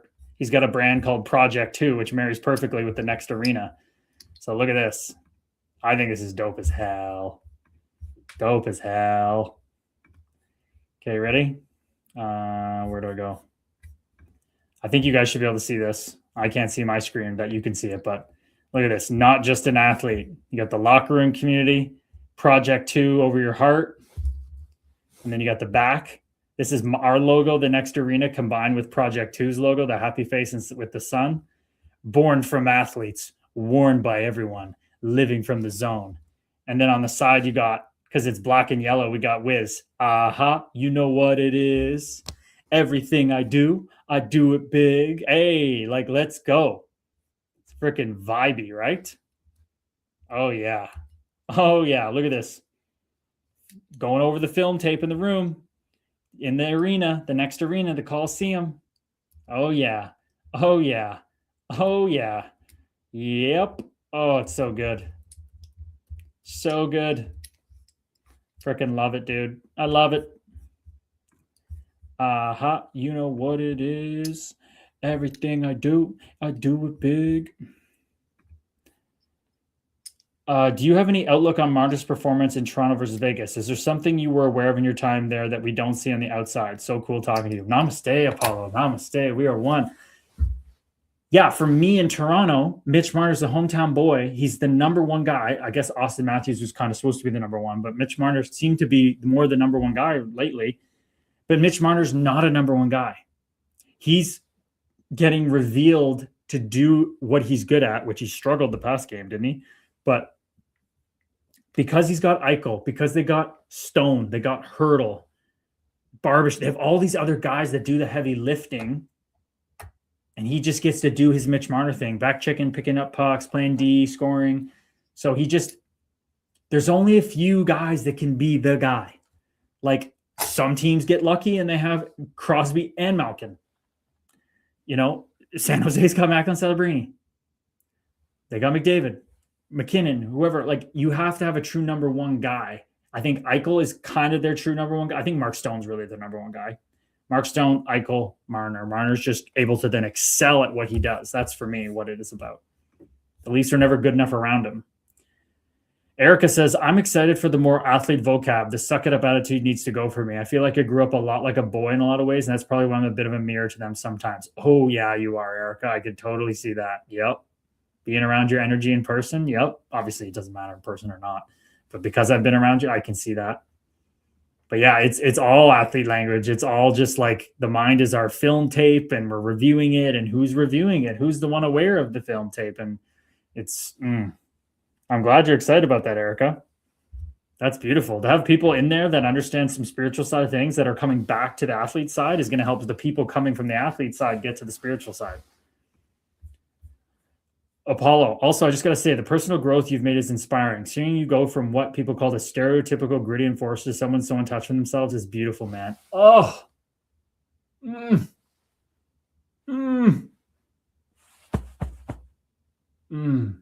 Thank you so much, fellow wave. I can feel your love and light channeled through you to me. I receive that fully. And again, like I always say, not because it's out of habit or because it's true. You have to have met some level of vulnerability in yourself or been humbled by life to see that in someone else. So that speaks a lot to you, my man. Beautiful. He struggled the past 2 games. Yeah, see, there you go. Taylor Hall goal. Oh boy, Lorianne. Lorianne, I bet Lorianne just wants this one. She just wants this done tonight. She wants her boy Stanky with the cup. I'm not going to lie. I wouldn't mind it going to Game 7 because 2006 Stanley Cup Final Game 7 was the best, in my opinion, series ever. This one's been really good, but I mean, I would love to see Carolina win it at home. I really want them to win it at home. Cam, just getting out of Toronto swamp has been great for Marner and many other past players. Matthews should be next. Go to be successful elsewhere. I agree. It's crazy. It's like Toronto is just this pit people fall in, and the minute they leave, they excel. Like, generally, I don't get that they constantly fail to execute. Hopefully, McKenna or Stenberg can turn the tides, knowing T.O. they'll ruin them. Yeah. I think Chaika and Sundin are just a veneer, right? Nothing has changed. Lorianne, I raced home from the track to be home in time for the game. No speeding tickets. Oh boy, that's good. We'd like to hear that. Safe on the road, but I can't talk. I've been a fucking speedster in my life. My foot is still heavy on the gas, and I have to catch myself all the time. Ben Leger, namaste, no Ben tonight. Namaste, Ben Leger. We are one, brother. Ben was here the first 35-ish minutes because he's going through what we like to call here data collection. He had a pretty intense panic attack last night, and he came on to talk about it. He was not feeling up to it. He's sick. His body was fighting back, but he said, you know what? I'm somebody like you, and that's what I purport about. I'm going to show up. And he did, and he spoke about it. So you just missed him tonight, Ben, but he will be back on Tuesday, I would believe. But it was a beautiful share from him. But I hope you're doing well, Ben Leger. Toronto media seems to be the worst. Yeah, it's not even close. Ben, you miss Ben. Harold Ballard created a toxic culture. Now it's a boardroom culture. No chance to win. That's it right there. It's only Apollo. That's my take. Same as Cam Scully. The guy knows. Did you enjoy Toronto? I'd assume by the wall decor, it was by no means your favorite place to play. LOL. Well, the wall decor also, it just so happens my favorite place to play was red, black, and white, but there's no coincidences. But this is just, I don't have Minnesota here. It wasn't my favorite either, but even the green, I just, it has a little green, but this just matches the aesthetic nice, kind of more of an aesthetic thing than that. But I enjoyed, I don't know. My ego really indulged in that time there. And my gosh, when the rug got pulled out from under me, even though it didn't, when my mind decided it got pulled out from under me, I was in hell in Toronto, brother. I was in hell. I was living downtown and should have been a dream, and I was in a fucking prison on the 29th floor of an apartment.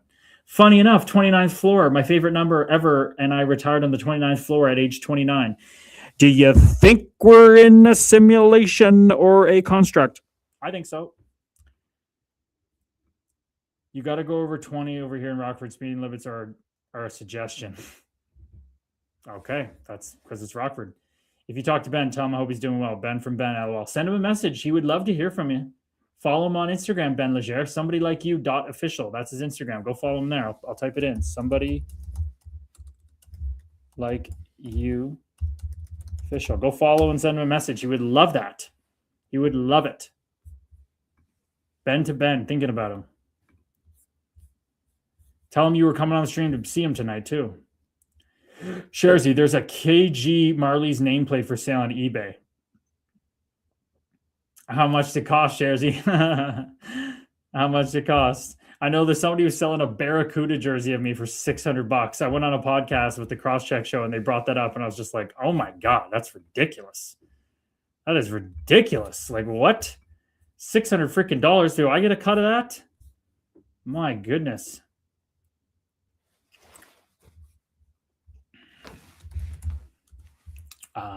You know what it is. Everything I do it big. Screaming that's nothing. When I pull off the lot, that's stunting. They run to town when they see me on everything. Black and yellow, black and yellow, black and yellow, black and yellow. God, that's a banger. Whips and the diamonds on my black and yellow. Black stripe, yellow paint. You hit them with this something, but this something ain't. That I don't think that part was very nice, but it sounds good. Shares, you probably knows it.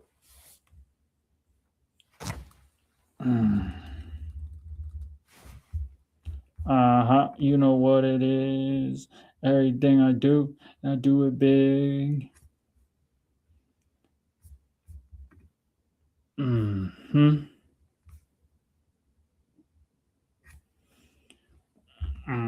You know what it is. $40. Hose ain't. Yeah, that's what it is. Hose. I knew it was something not good. Hit it with the hose ain't. My engine roaring. I'm big boying. Big game tonight says no. I know. I was thinking about maybe we shouldn't even stream, but it's always we always gotta come hang out. But yeah, maybe if everybody wants to go watch the game, we could shut it down. But I'm vibing. Maybe I should throw it on in the background. I bought the fucking package. I bought the whole season package. I'm not gonna have it next year.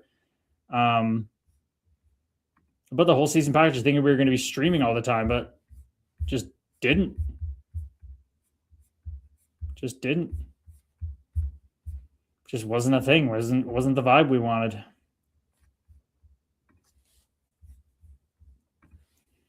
But might as well bring it on the last little bit, I guess. One thing for sure I ain't watching is the UFC event at the White House. No thanks. No thank you.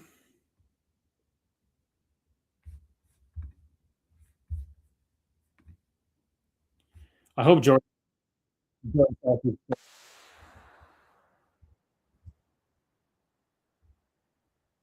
StreamYard is. Oh, stop streaming. Bussy. I'll put this on pause. I gotta be honest. I'd take Mark Stone on my team any day.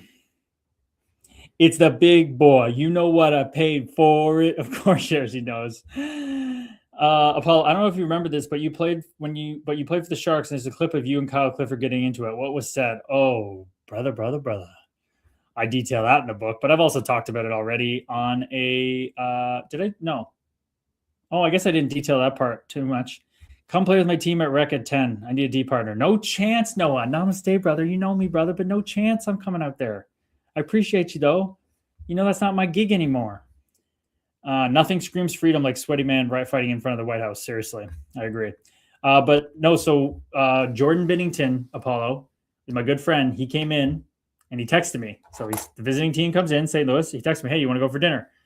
And I had already planned what I was going to do the next day in the game.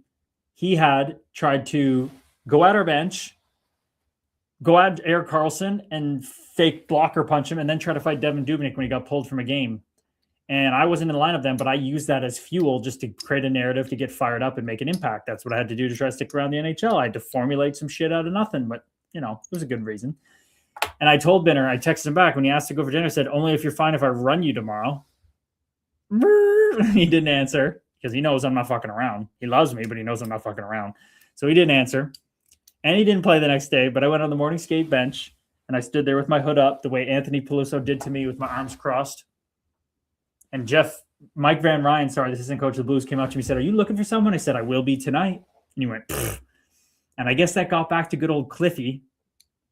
And Cliffy in warm-up came sprinting out to me at the red line, came over the red line, stopped in my face, touched his nose to my nose and said, "Let's fight right now." And I just laughed at him. You're thinking, I'm like, Cliffy, I'm not scared of you, brother. I love you. I have so much respect for you, but you ain't the Cliffy from 15 years ago, Cliffy. You got those raccoon scary eyes still, Cliffy, but you don't have the toughness anymore, Cliffy. Your head's soft, Cliffy. I hate that for you. I've had my own concussions problems, but my head's good right now, and I know yours ain't because you stopped fighting the way you used to. You used to be gunslinger, rock'em sock'em, and I would have been scared of that, Cliffy. But you both know. You and I both know. I said that you don't have that head anymore, and you are scared to be doing this, and I just stared right through his soul. That's what happened. That's what happened.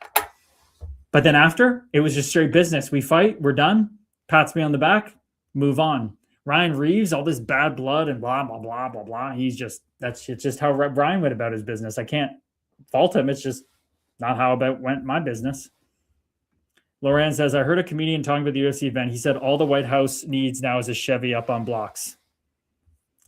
He turned that beautiful front lawn into a trailer park TV arena shit show. What a timeline we live in that's happening. Wild. Get it deep, Jordan Stahl. That's it, baby. Get in there, Jarvis. First touch. Beat Eichel to the puck. Jordan Stahl comes in to help. Oh my God, Eichel just got to compete harder. Marner's on the forecheck now. Marner, get in there. Lay the body on Jordan Stahl. You won't do it. Yeah, because he'll eat you. He's 3 times the size of you.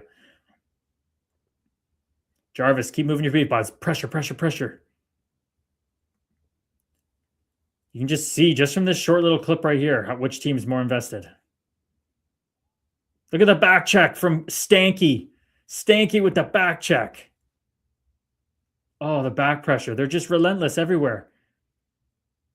Just like Rod the Bod. When Rod the Bod came in before the last game, was just like, it's go time. It's go time. The way he walks, how intensely he walks, he wants to be playing so bad. Every player on the team knows that if Rob Bittermore could, he would kill them to take their spot in the lineup to be 20 years younger. Every single player on the team knows that, and that's why they play so hard for him. He would end any of their grandmothers to be able to play. And I'm not kidding. What's wrong with trailer parks? That is very true, Sharzy. That had a negative connotation. You were right. You got me there, Rumi of Rockford. That's true. Look how what you consume influences. That's what I read today. I saw that picture and it did look like, yeah, there's nothing. You got me, Sharzy. Fair play. There ain't nothing wrong with trailer parks. Aaron Volpatti grew up in one. There ain't nothing wrong with them at all. That's the Meat Monkey spacesuit doing the talking right there. Great catch. I appreciate you.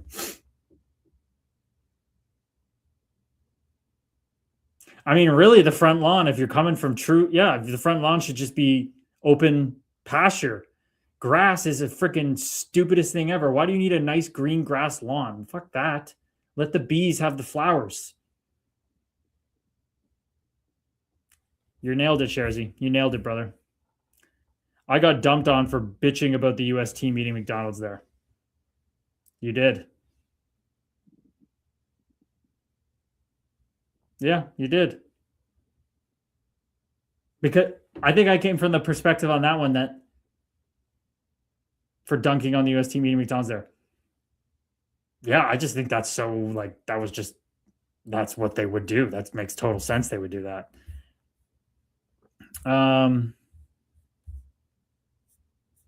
In your opinion, throughout the entirety of your career, which team was the most impactful to play beside? Not the flashiest or most skilled, but truly had the presence to change everything, every game.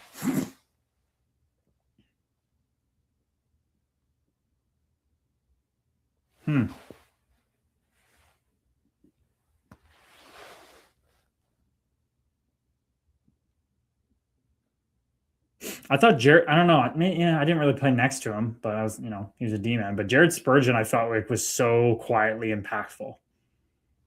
So impactful. So he's a guy that comes to mind. Don't love either team, but I'm rooting for Carolina. Vegas's management is a clown show. The way they treated Fleury, Leonard, it's 2 days for me to root for him. Said I like the players, I like the guys, I like the style of play. I totally agree with you that side of things, Apollo. Eric, oh yes, I like that reminder of what you consume and how it influences you. It sure does. That just came right out of what I saw today. True, Connor, my Dodge was garbage. Replaced the engine 3 times in 2 years. Oh my God, really? Should be a junkyard so you don't got to mow it. We are living a real South Park episode. We truly are, Erica. Yes, Erica, exactly. We truly are. Hey, Dave Weasel. Namaste, brother. We are one. Couple good-looking guys. What's going on, brother? I don't know who else you're talking about. Ben's not here anymore, but just me. But I appreciate you. How's it going, Dave Weasel? Haven't seen you in a little bit. I'm going to type up a paragraph here, not related to hockey, but need some wise advice. Okay. We'll see what the Love and Light's got for you. It's all flowing through me and through everybody in this community. So who knows where you're going to get the most impactful advice from. Could be through this Meat Monkey spacesuit. Could be through somebody else here.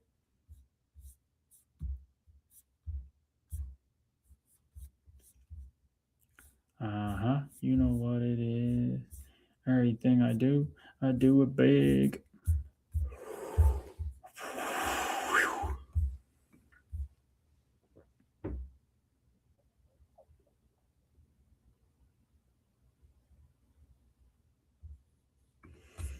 Yeah, the NHL could be turning more like the NBA, where guys are just like piecing out and signing short deals for a shit ton of money and just keeping their options open.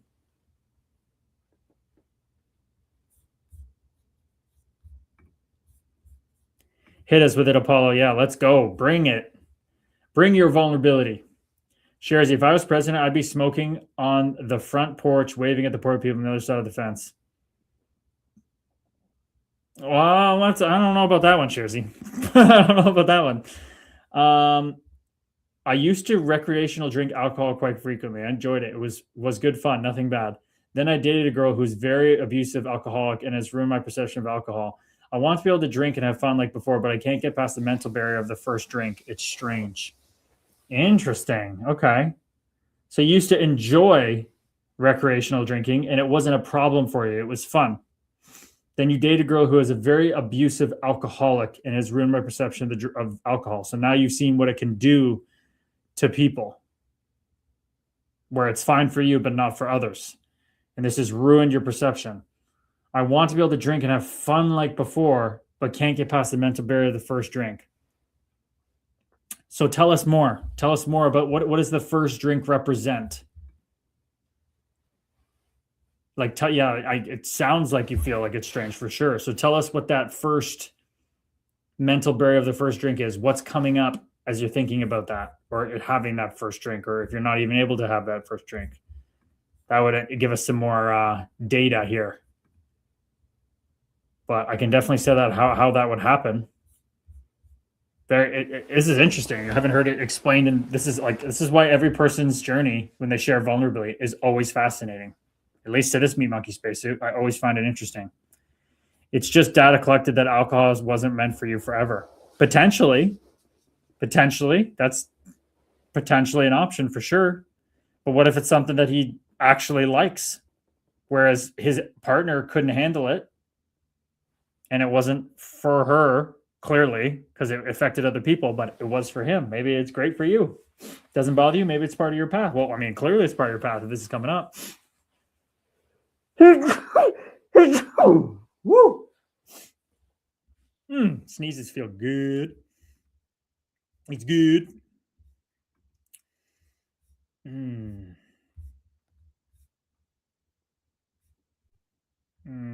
You know what?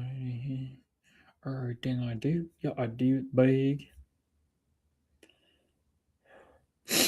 Woo!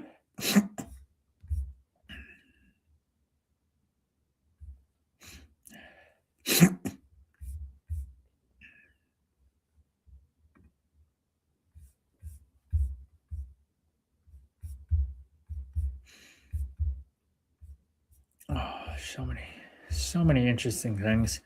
Okay, here we go. It's that. And also, the minute I slightly feel that cloudness or fog of being tipsy, I cannot commit. I have this internal need to be in control of my thoughts. And the minute I start feeling the loss of control, I instantly regret drinking and desire to be sober again. But I used to enjoy drinking with my boys so much, and now I just can't. Leaves a pit in my stomach, unfortunately. Oh, okay. Getting more data here. I think what Sharzy said actually might have been kind of dialed in. It sounds like you're experiencing that that FOMO kind of, right? That experience you used to have. You're grieving it. You're grieving those fun experiences you used to have when maybe the body and your journey is telling you that this isn't for you right now or anymore, or not for you at the moment. Never say never, potentially, right? I also think it's a fear I need to overcome. I just can't find the steps to overcoming it. Well, the good news is you are the answer, and you always have been. It's all within you. That's number one. That's what's awesome. Okay. But to me, it does sound like, in my experience, you are mourning. You are grieving, just like losing a pet, just like losing a career. You are grieving the loss of a prior version of you that you identified with, and that checked the boxes of your ego's conditioning. And when you drank, it stopped seeking for you in that moment. So, some background here. The only reason any of us experience not being happy or being happy is having resistance to what is or non-resistance to what is.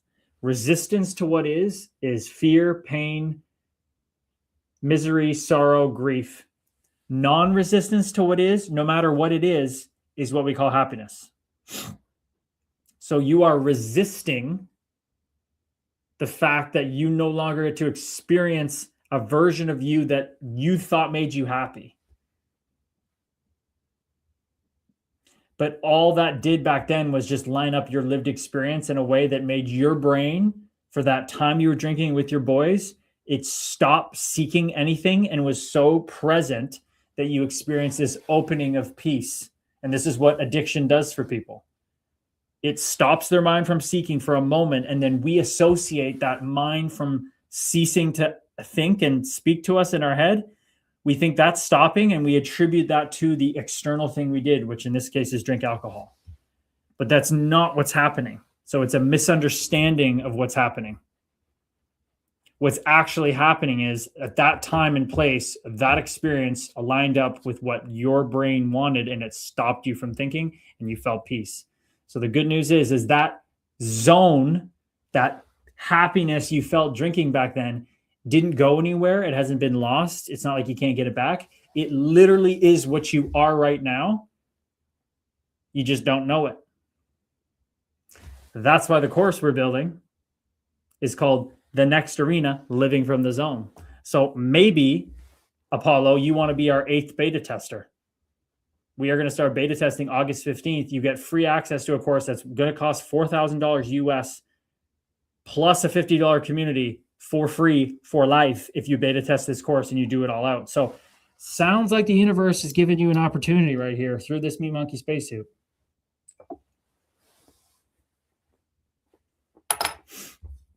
Shares, you will overcome it when you're at comfortable spot. Otherwise, enjoy your few drinks without crossing the threshold.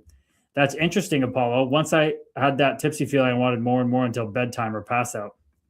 Ooh, I feel that. I know for me, I had to separate from what I associated drinking with in the past. It was to fit it and numb myself. Whereas now for me, it's enjoying myself in the moment and knowing my limits as my own individual. Amen. Apollo, I think it's an unexplored form of grief and anger. I'm grieving a fun version of self I was able to bring to my social groups due to someone that broke me down so much through alcohol that I can't experience like that anymore. And it makes me resentful as I view she took that from me. I hear you, brother. I hear you. But I think it's really just my body assessing the cause of so much pain in the past that I'm subconsciously protecting myself. Yes. But this is great. This is great. You are quickly data collecting right now. This is great. This is great. Okay. You are seeing the discrepancy here.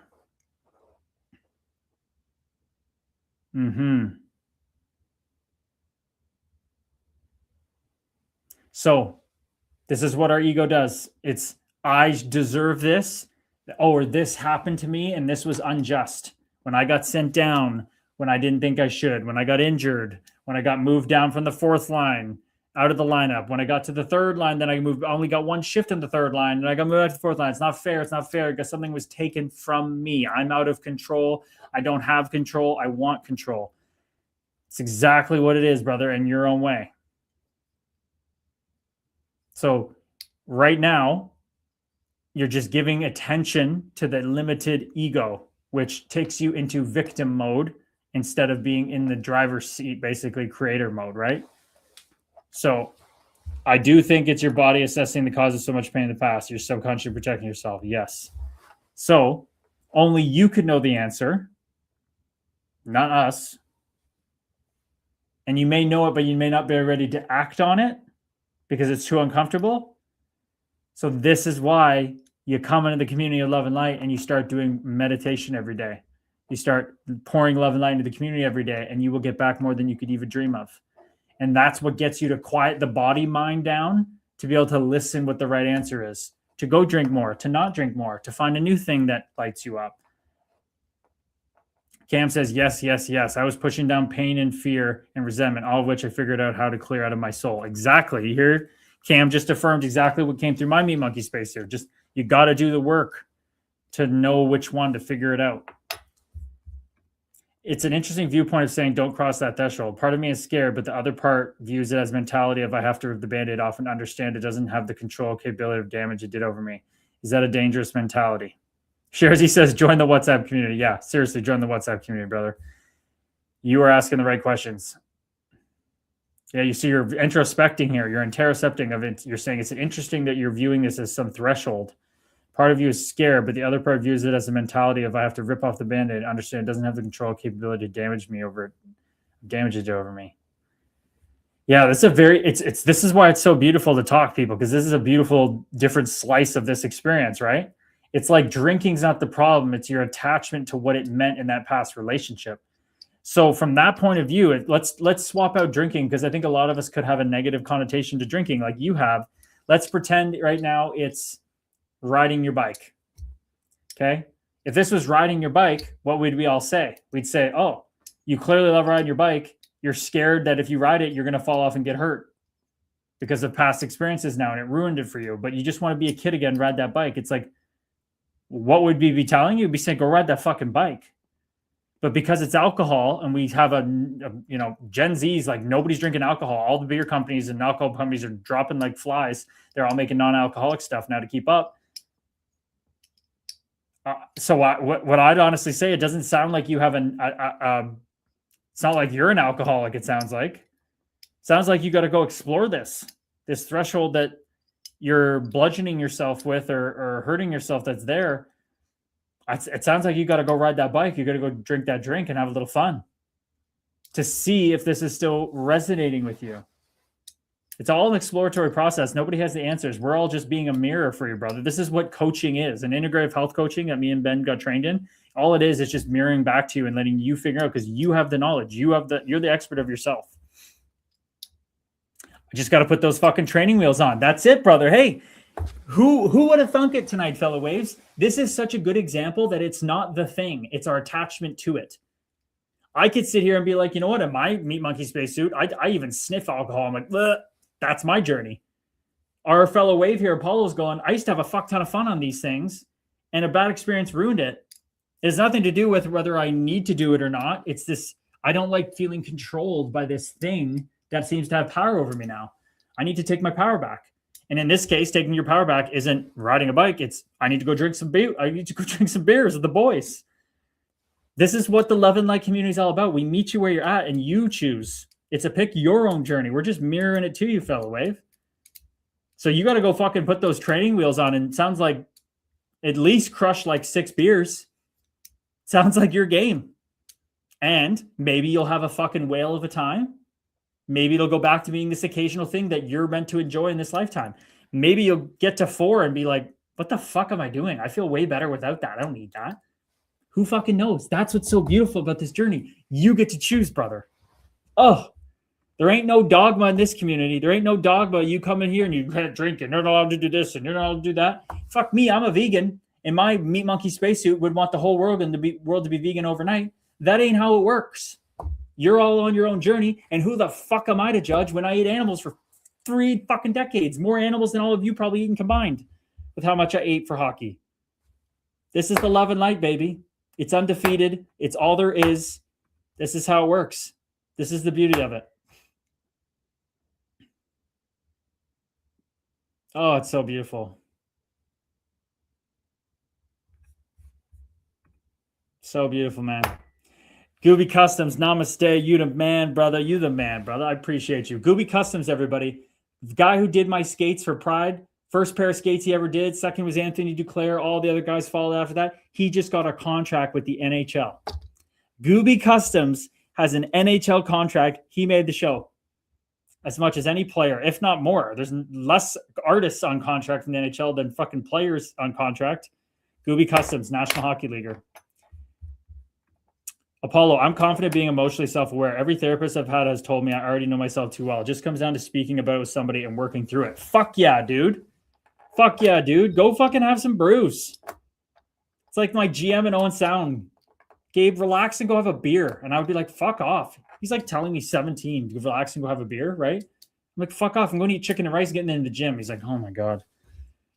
Go have a fucking beer if you got to have a beer, brother. Shari Soulful, thanks for a great stream. Namaste.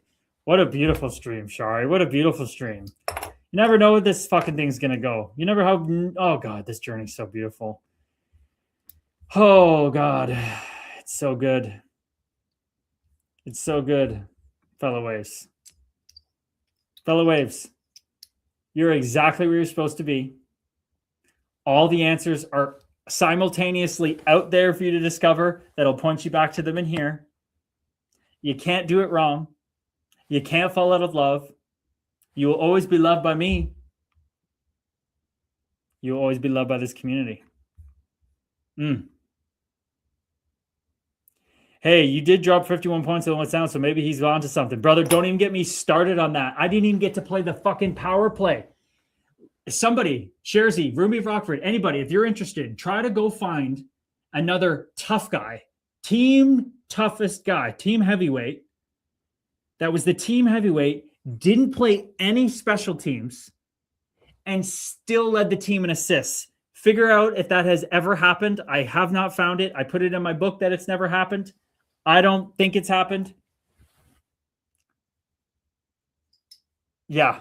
You want to talk about being frustrated about what you think you earned? Josh Anderson played for the London Knights with Max Domi and Mitch Marner on the power play, and he had like 55 points.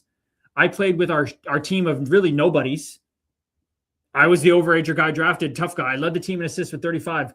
If I played with Marner and Domi that year, I would have had 120 points. I would have signed fucking... You got me. You're getting me all... Yeah, you're getting me... You're getting the Meat Monkey spacesuit going now. You're getting it going now. This is what I'm writing the book about, and the book keeps getting more and more about hockey. And anyway. Oh, fuck. Let's go. I love it when you get me going. Ooh. All right, fellow waves. Enjoy the game. We'll be back tomorrow. First period just finishing up here. And we'll be vibing. It's only Apollo. We'd love to have you back. When's the book coming out?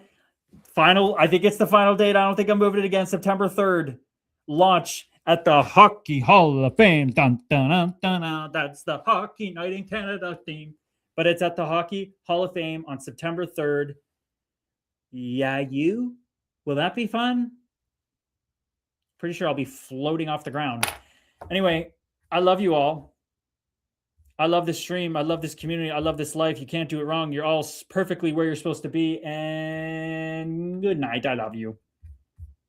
Oh, it's so good. It's so good.